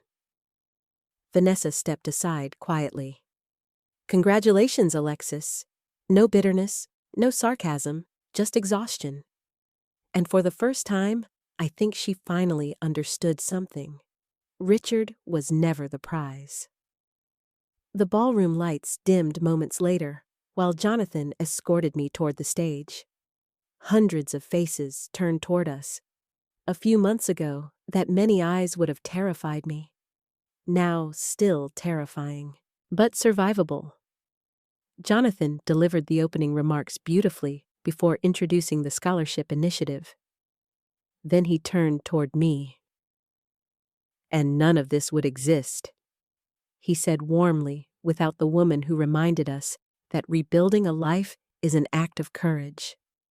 The audience applauded while heat flooded my face. I stepped toward the microphone slowly. For 1 second, fear returned completely. Then I looked out across the room, at women who survived abandonment, loss, humiliation, grief. And suddenly, I knew exactly what to say. I spent most of my life believing endurance was the same thing as love. I began softly. The room became completely silent. I thought being needed meant being valued. I thought sacrifice guaranteed loyalty. Several women in the audience visibly reacted to that. I continued carefully. But sometimes, the people who benefit most from your kindness become the people who respect it least. Absolute silence now. Not uncomfortable, intent, truthful. I glanced briefly toward the back of the ballroom. Mom stood there crying quietly. Richard stared downward. Vanessa looked pale. And for the first time, I realized something important. I no longer needed them to understand my pain in order for it to be real. I also learned something else, I continued. Some people only apologize after losing access to you. That line moved visibly through the room. But healing doesn't come from revenge. It comes from finally understanding your value was never dependent on the people who failed to see it. The applause afterward felt enormous. Not because I'd won, because I'd survived. After the presentation ended, women approached me for nearly an hour, sharing stories of betrayal, divorce, abandonment, and reinvention.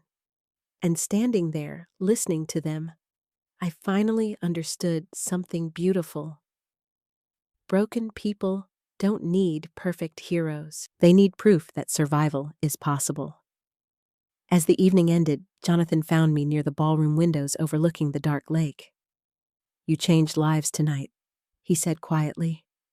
I shook my head softly. "No." Then I smiled. I just finally stopped apologizing for mine. The strange thing about life is that sometimes your ending circles back to your beginning. 6 months after the divorce became official, I found myself standing once again outside the Franklin County Courthouse in downtown Columbus.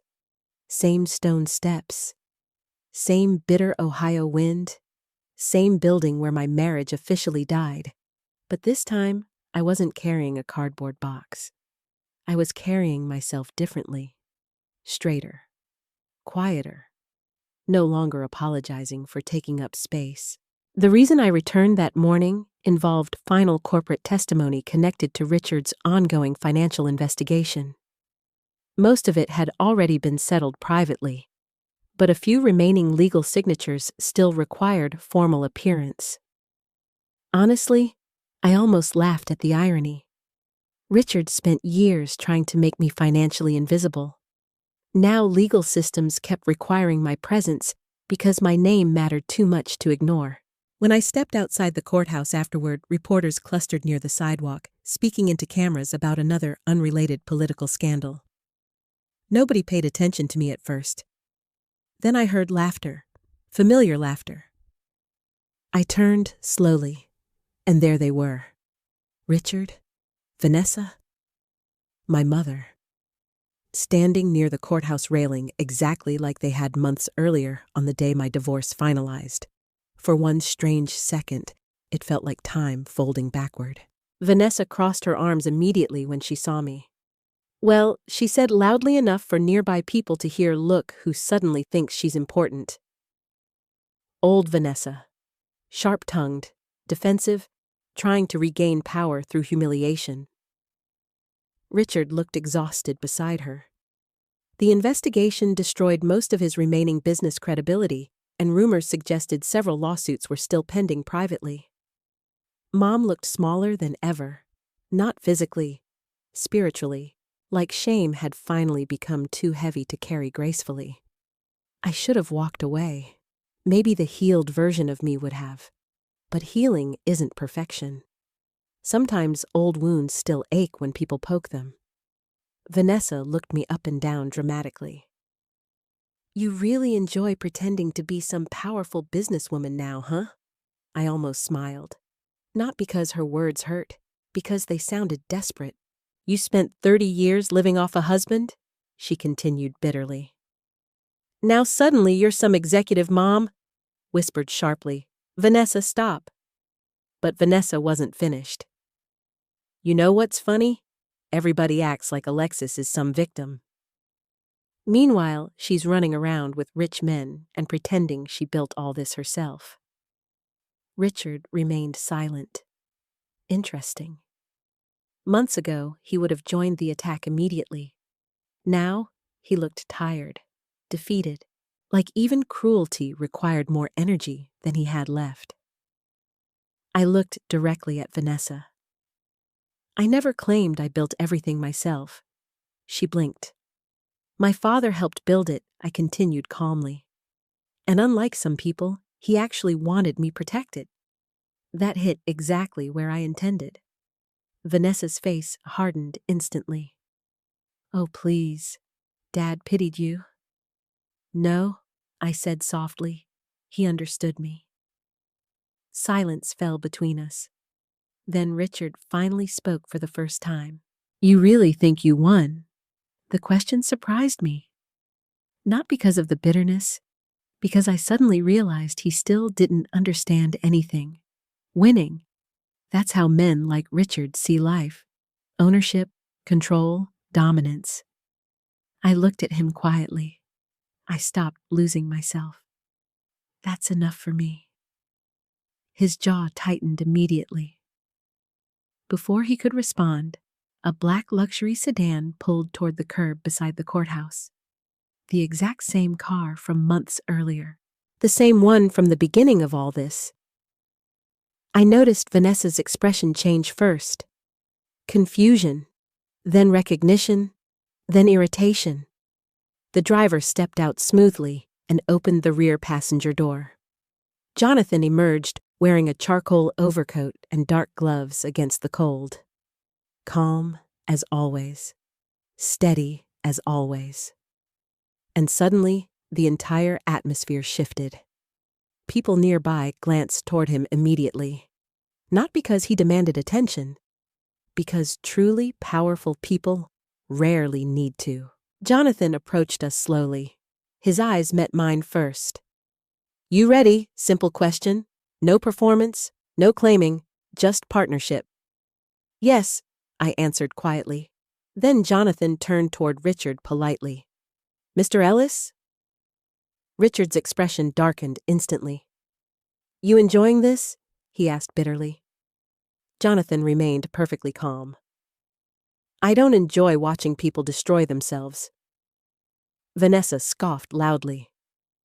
Oh my God, spare us the moral superiority. Jonathan barely looked at her. Interesting again. People like Vanessa survive on emotional reactions. Jonathan never fed that hunger. Then something unexpected happened. One of the legal assistants from inside the courthouse hurried toward us carrying a thick folder. Mrs. Ellis, she called. I turned automatically. She smiled warmly and handed me the documents. Final confirmation copies. Thank you. Richard frowned slightly. What is that? The assistant answered before I could.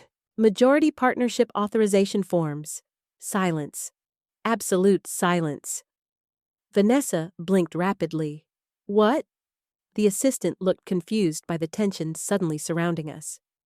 Mrs. Ellis now holds controlling shareholder status within Whitmore and Hayes under the Bennett Trust consolidation. Richard physically froze. Actually froze. And suddenly, I understood exactly what he was calculating. All those years manipulating me, mocking me, cheating on me, trying to gain access to my inheritance. And now, the woman he treated like emotional furniture had become majority owner of the very company information he risked his entire life trying to exploit. Jonathan glanced toward me calmly. Congratulations, Mrs. Ellis. Mrs. Ellis. Not Alexis, not sweetheart, not darling. Professional respect. That mattered more than any romantic declaration ever could. Vanessa laughed nervously. This is insane. No one answered her, because the truth no longer required defending. Richard stared directly at me. You knew I looked at him carefully. No, I replied honestly. Not at first. That seemed to hurt him more, because suddenly he understood the full tragedy of his own greed.